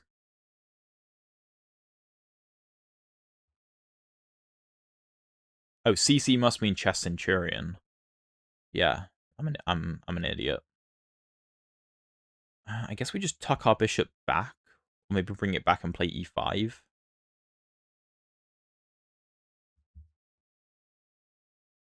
Or I could set this up. Oh my god, I can't talk. But let's do this. Setting up discoveries and preparing to bring my bishop back to b6 to keep an eye on a7. That's much better. That's much, much better. Okay, lovely. I think we just have a winning position. I mean, we're up 3 pawns. Bishop pair. White king is completely stranded. I just got to play h6, and my king is safe. Hey, Dino. Sorry, I'm not playing viewers today. I'm not playing viewers. I'm just doing some rapid climb. All right, let's drop this back. Yeah, Carl, you're not wrong. You're not wrong. This is just hanging, bro. I didn't realize at first, but bishop b6 cuts off the the queen's defense of the bishop, and that's just GG. That's just GG. Nice one. Okay, well, we are 4.5 out of 5, and that half was a winning position anyway. I just ran out of time, guys. We played at 95.9% accuracy. Dude. Oh, that's pretty sick. I can't even lie. That's pretty sick. You're making these 2300s look like beginners. I wouldn't go that far, but like, we kind of did walk over this guy. No offense, but like, with the black pieces as well. when he played this stupid Reti, which I hate so much. Yeah, I'm going to play these bishop g4 lines more often. The idea is obviously pressure here, right? No duh. But also, you might be thinking, well, what about knight e5? Well, it's kind of similar to a Trompowsky, where we want that, because then we can just come back. Our bishop is perfectly fine on f5, right? And after something like, I don't know, d3, we can just go knight bd7, and we have basically baited the white knight forward, and now we're going to trade it off. And then we have like this, and we get rid of one of white's better pieces, sort of thing. And then e5 becomes easier to play with the f3 knight gone. What are your tips for improving for 2200 online Elo? Well, it depends. It depends on the person. It's really hard to say. Like, for me, I need to play more dynamically. I need to play more dynamic chess and be comfortable with not being ultra solid. For someone else, they might have to start learning to be more solid. It depends on the person. But okay, c4. We play this like a semi-Slav triangle system thing. b3, knight bd7. Engine doesn't mind queen a5. It's not the best, though. Better was h6, which I saw. I saw this move, just to give my king some luft, and maybe the bishop a hidey hole if needs be. But, like, I'm going to have to do something at some point, you know? So, that's kind of just a waiting move. I could have also gone queen c7, which would have been reasonable as well, because there's no bishop f4 anymore. So anyway, queen a5, a3, queen a6 is fine, c5 is inaccurate, and once c5 was played, I felt so comfortable, because these pawns will keep the bishop out, and then we can play like b6, e5 ideas. Can I do a French? We played against a French earlier. What was the main thing that you worked on when you were getting from 1900 to 2200? I think it was basically just grinding equal positions, I would say. Sort of, yeah. And also allowing imbalance and looking for imbalance. So, for example, in this position where I play b6, I know white's looking for e4. I know he's going to open this up and that's going to be uncomfortable. But I also know I have to be okay with creating potential ideas for my opponent, i.e. this diagonal, to have my own attack. Or, like, to further my own position. You know what I mean? It's like a trade-off. But you can't just have pluses. That just doesn't happen, like, above 1700. You're going to have to take some minuses, as long as you can evaluate that your pluses are bigger, are more significant than the minuses you're incurring. Do you know what I mean? So, like, yes, okay, I'm opening up his bishop, but I'm also ripping apart his pawn structure, which is more important, sort of thing. And obviously, as the engine suggests, it's ripping apart his pawn structure. Here, knight e4 is the move I went for. I thought this was very smart. The engine thinks I could just play take. And I thought he was going to take with the d-pawn and open this up. And here I have to go queen b7, looking for a 5, which makes sense, actually. I go knight e4. My idea was that if take and take, then I win, because after knight d2, bishop e2, I just win material. So he can't touch my knight, basically. So on h3, I went knight c3. Apparently, this was better. Again, he still can't take my knight for the same reason. And if g4, bishop g6, and he takes my knight now, well, then I can take with the bishop, and I'm chilling. So knight c3 was not necessary. Bishop f6, and then e4 is too fast for white because of specific tactical reasons with knight c5. And here he takes, which is apparently wrong. I was surprised he took. I thought he just moved the rook, and I probably have to go back anyway. I mean, my knight isn't that good. This is decent pressure as well, especially with the open c-file. I suppose you could make the counter argument that d4 is weak, though. Anyway, we go up a pawn, but this I just think is so easy. I think this is so easy to play. I also briefly considered this, but then I'm just, getting in trouble with rook e3. So, g4, we go back. Apparently, rook f2 d8 first was better. My endgames are fairly weak. Yeah, endgames are tough. I'm finding that they're very much about activity. But yeah, I think I just played this really well. And white can't defend unless he retreats his queen. And then I can apparently give this check. And if he blocks with, like, a knight, rook d8, he's not winning any material. I'm threatening this, maybe. Yeah, so okay, my opponent takes, we take, king g2, and this is basically unholdable for white, because he's losing his bishop, and that's GG. So okay, I think I might play one more game, just because I'm hungry. What time is it? It's only 3. Damn. I might do some work then. Might do some work. Okay, we've got a very strong opponent here. Same rating as us. 2358. Playing a Pitts. Okay, I'm going to play my sort of Vienna stuff. And I want him to commit to a sort of Sicilian position. Bishop g7.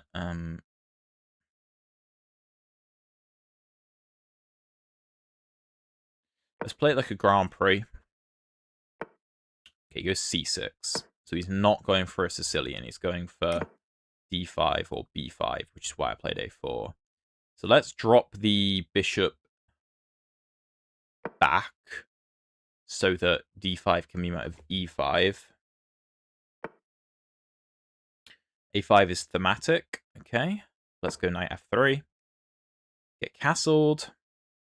And I probably like my position. He's looking at the b4 square. That's fine. If he comes here, I'll just put my bishop on b3. And then I'll play something like knight e2 and c3 to kick his knight away and look to expand in the center. Maybe d4, e5. Maybe knight e2, knight g3, f5. I'm very comfortable in these types of structures. I quite like them. Yeah, I remember I used to... Well, I think I learned these sorts of positions from an old Gotham course. I don't know if he still has it or not. But I've adapted a lot of it for what I personally find comfortable to play. Although I think he recommended like some h3, g4 against the Pitts that I've played before. Okay, putting goes d5. Let's go e5. I'm probably going to change the structure. If h3 is he coming back here then? No, he's going to give this check. But then I have d4. No, I'm chilling. I'm chilling. It's got to go back, yeah. Can always hit him with a g4 at an appropriate moment to get rid of his knight. So, okay, let's go knight e2. I want to build a big pawn wall. Get his knight out of here. 6. That's a big commitment. Start of c3. Go d4. This looks horrific if he goes for this. I usually lose against an experienced Pitts player. Yeah, they're tough to play against, which is why I like going for some offbeat setups. I notice you have a very solid play style, whereas I tend to play what the engine considers absolute best setup against the Pitts. Lines so complex and sharp. Yeah, yeah, so then you normally lose. Yeah, exactly. That's why I avoid the main lines, really. I'd rather just have an equal position and be comfortable with what I have. Yo, Bear Cosmos, how's it going, mate? Good to see you. Okay, so his knight sucks. I can probably drop my bishop back and get on this diagonal. Bishop c2 looks reasonable. could start expanding at some point, but I'm not sure. I think bishop c2 is a very reasonable move.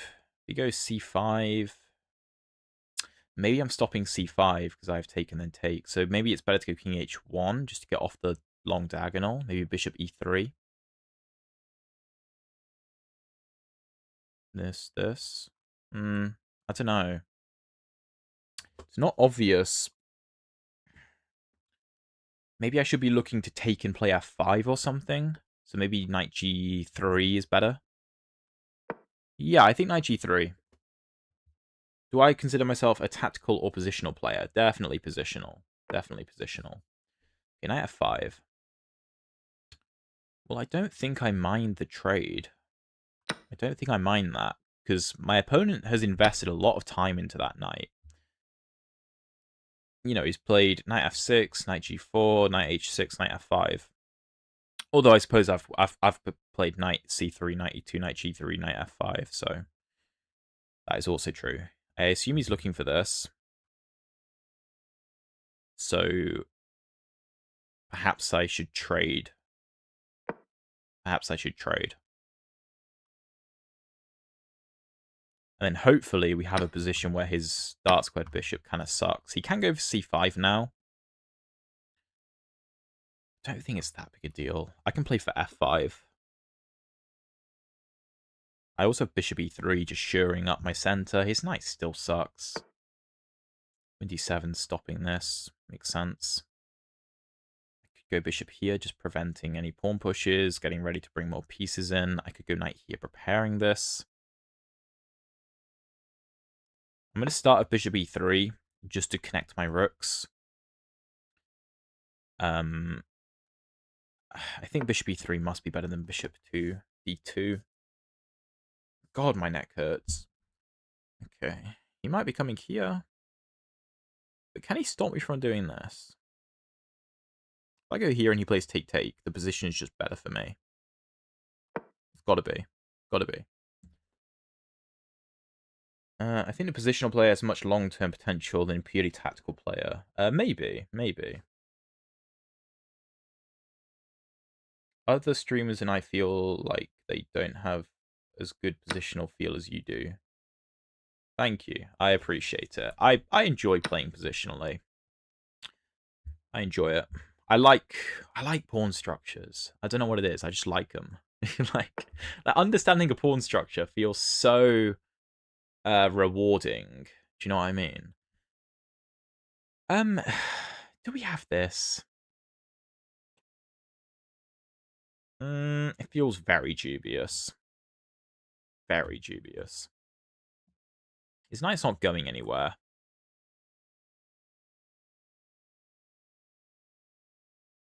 Do I just look for this? Do I do this? That looks kind of nice. His knight has no movement. Yeah, I'm going to go here.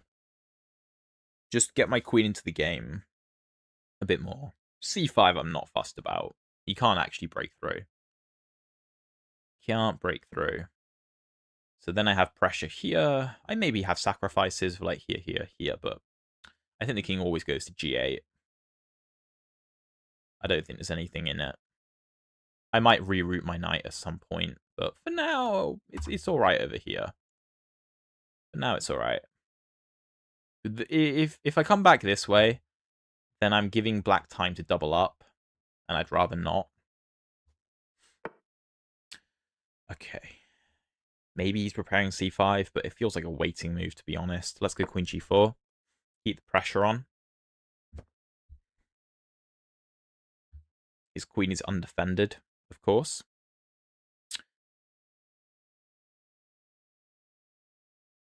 I don't know where a breakthrough is, but I just want to improve my position a bit. Okay, trades once. Yeah, he's going to trade again. So if I trade and knight takes, do I trade queens? I feel like no. No. Probably better to come back.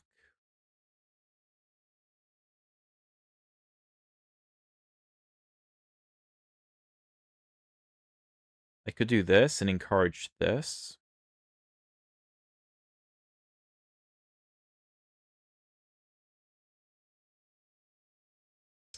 Take.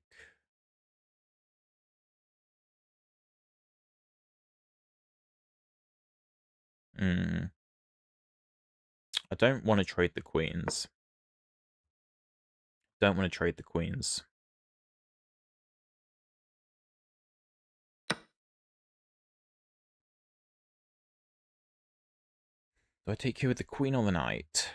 I think the knight, because the knight needs to get back into the game. They're not really doing anything on over here anymore. He does play this. Go here, maybe here. Let's do this. If queen f5, I feel like that's a worthwhile queen trade. I don't love the black pawn structure so much. But he might have to do it to avoid me infiltrating or playing like knight g5 maybe. Maybe g4 makes sense to try and stop that, but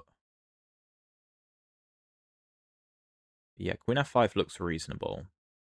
It might be a draw. It might be a draw, which wouldn't be the end of the world. Queen e8. Really? Queen e8? That's passive. If I go here and here, I have check here. Then I win this, so he doesn't have it yet. I could consider e6. If h6 taken here. So I was thinking I can go e6 to try and suffocate the black position. He plays this. Is that annoying?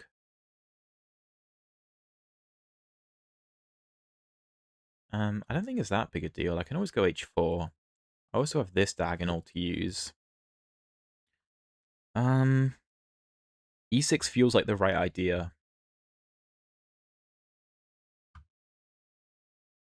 This doesn't threaten anything. His knight's covering. Okay, let's go e6. So I'm looking to infiltrate potentially. Also, knight f7 looks potentially strong in some lines. Obviously, I've got to keep an eye on e6. There is bishop f6. Okay, goes bishop there, though. Uh-huh. This doesn't really work.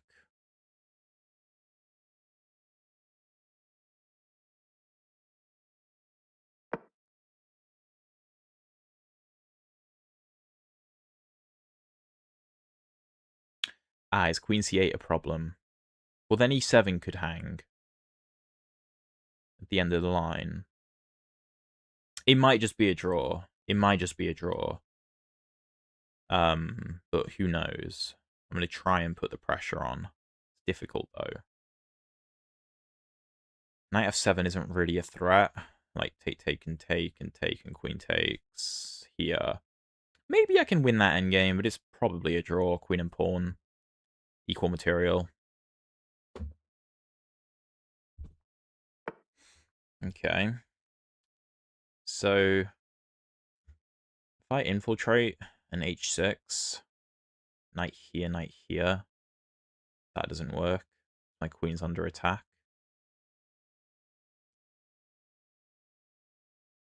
If here and h6 and knight f3 and knight takes and queen takes, I like that position.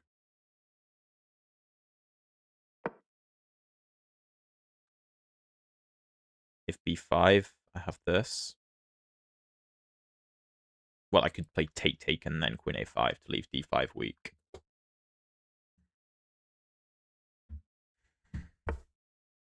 Okay, it does go h6.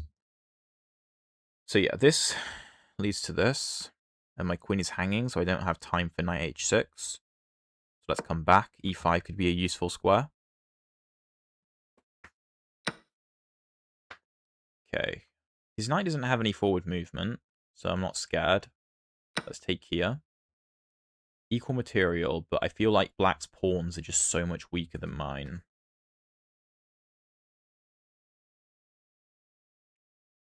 Feel like we can definitely push for a win here.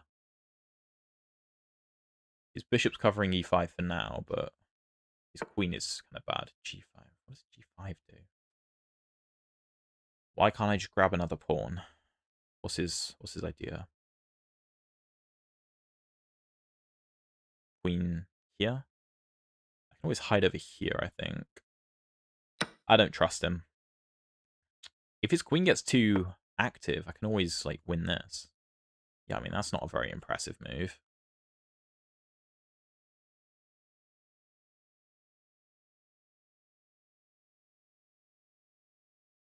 I don't really understand what he's doing. Let's go queen b6 and just push the a-pawn. I'm struggling to see his counterplay. I'm definitely struggling.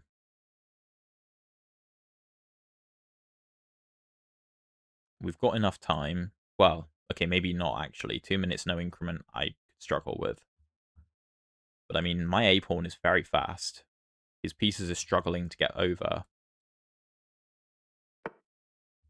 Arguably, my bishop isn't very good, but if I push his knight b5,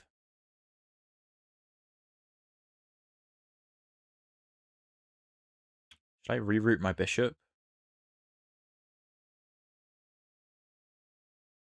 I think so. My bishop's not doing anything, so let's come over here. I'm covering a b5 for now with my a-pawn, but the moment I move it, he can put his knight here and blockade a7.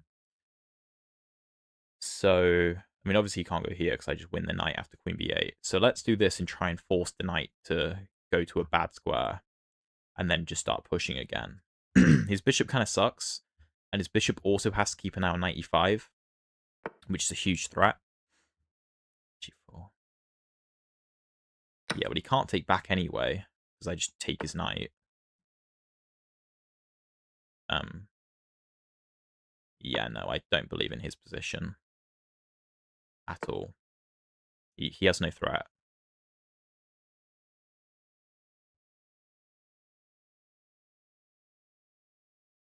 Push, queen take, threatens mate, I guess. I do this, check here. Hold on, this is a fork. This is just a fork. And that's GG. That's GG. Good job I stopped to think there. Beating a 2350 is not bad at all. Not bad at all. And there's no way to save the knight. The queen can't block on f8, which would guard the knight. Yeah, I'm really pleased with that. Like, we've literally gone 5.5 out of 6 today in rapid games against super strong players. And that half a point was a winning position. We just ran out of time anyway. Wow. Considering I'm feeling absolutely knackered, and my neck is killing me, I can't believe we've played so well. 87.7% accuracy. Not awful at all. And yeah, I mean, a lot of these inaccuracies are going to be moves like bishop c4 in the opening, where the engine is like, dude, just play d4. d4 is way better. But like, I like to play offbeat lines. And yeah, I mean, the position's equal, whatever. Hold on, this is a feek. Oh. Oh no, fork. Okay. Yeah, okay, bishop a2 is fine. I'm just making sure d5 doesn't come with tempo, so that when d5 does happen, which it does in a second, after we dance a bit, then we get e5. And this is +1, which is not bad. Thank you, Paul. Thank you. Knight e2 is good. c3, d4, all normal. This is +1.2. Now, we did mess it up a bit. Okay, knight f5 is unnecessary. Engine prefers me to drop back, keep the tension. Okay. And I guess, what, black just struggles to make a move. Say b6. g4, knight back. Queen e1. And we coming this way. Well, I guess we execute some pawn break at some point, right? But knight f5, bishop f5, bishop c2. We get a trade. We're slightly better. Nothing crazy. We're slightly better. The engine actually prefers d takes. which I find a bit strange. I think it just wants to play for f5. I think that's why, which is interesting. But knight e6, queen e2, b6, queen g4. Again, we just have a small advantage. Rook f3 is rook f3 is not amazing. Better is knight back. So the knight is still pinned to the queen. Sorry. If rook f5, the engine wants b4. What, are we creating an outside passer? What if he just ignores us? Rook c1. Okay, I don't really understand this. And if take... Oh, okay. Got ya. Okay, well, I went rook f3. Take. Knight f8. Engine thinks this is a winning endgame. After bishop g5, I saw e6, and then it finds b4 again. If take, we get an outside passer. Oh, and if my opponent doesn't, wow, then we have take and bishop d8, and we win it. Ah, so black is forced into playing take, giving us this, which is crushing. And c5, I mean, just isn't going to work. Like, take, I can even go b5, and my pawns are just too fast. So, okay, queen f4 is a mistake. Queen e8, knight g5 is inaccurate. King g8, best move. e6 is a mistake. Opponent should have gone for this, although bishop h6 is the same. And this is an equal position. If my opponent goes queen c8, which is what I was expecting, to just hit this. Thank you, Faz. And this would have been just a drawn position. After something like, I don't know, bishop f4, bishop g5, queen e6, knight e6, bishop e7. This is what I was talking about, where I was saying e7 would hang at the end of the line. And this is just going to be a draw, most likely. But my opponent messes up. He allows me in. h6, I come back. Knight e6, queen b6. And this is just a winning endgame, because black cannot defend his pawns. Bishop f2 I quite liked, because I thought that a5 was wrong. Engine likes it, but I thought we could go for this. a6. Oh, I guess it doesn't matter that he blockades, because if he trades queens with me... I know c6 was hanging, but let's just say he trades queens with me. Then what? Why is this so good? I'm coming this way. So the black king's going to have to stick around to stop me. And if I get knight e5, say king moves again. Can't really do this because of this. And then I'm going to win. So, oh, it also gives me the e5 square. So I can play knight e5 whenever I want. Like, I can play it now. And you can't play take because of this. And then I'm also putting pressure here. Huh. And then my knight's just dominant. And you can never, ever take it. Interesting. Even if you move the knight out of the way. I mean, I can take on c6. But even if you try it in this position, I still have a7. So... Okay, I went for bishop f2, g4, take. This doesn't do anything, so my opponent tries knight e6. We start pushing. Knight f4 allows queen b8. I wasn't sure what happened if I went a6 and allowed this and tried to defend. It seemed a bit fishy, which is true. But yeah, you need to prevent black playing c5, hence the strange moves. Yeah, I suppose. Oh... So I guess that's why the computer is constantly wanting b4. That makes sense. Like, not just to apply pressure this side, but to prevent c5. That makes sense. Okay, anyway. I would love to keep going, but we're 2.5 hours in, and I'm knackered, man. So I'm going to take my 5.5 out of 6 and be very happy with myself. I think this was quite good, like, in terms of training to improve my classical chess, because... a lot of this really was just trying to take equal positions and win them. And that's basically what we did every game. I guess the Panov game, we had a better opening, though. But, you know, in, like, the French game, I had a worse opening and managed to turn that around. So I'm quite happy with it. I hope you guys enjoyed this type of stream. I know it's something a little bit different, but I thought it was good. And yeah, thank you all for watching. I really do appreciate you all.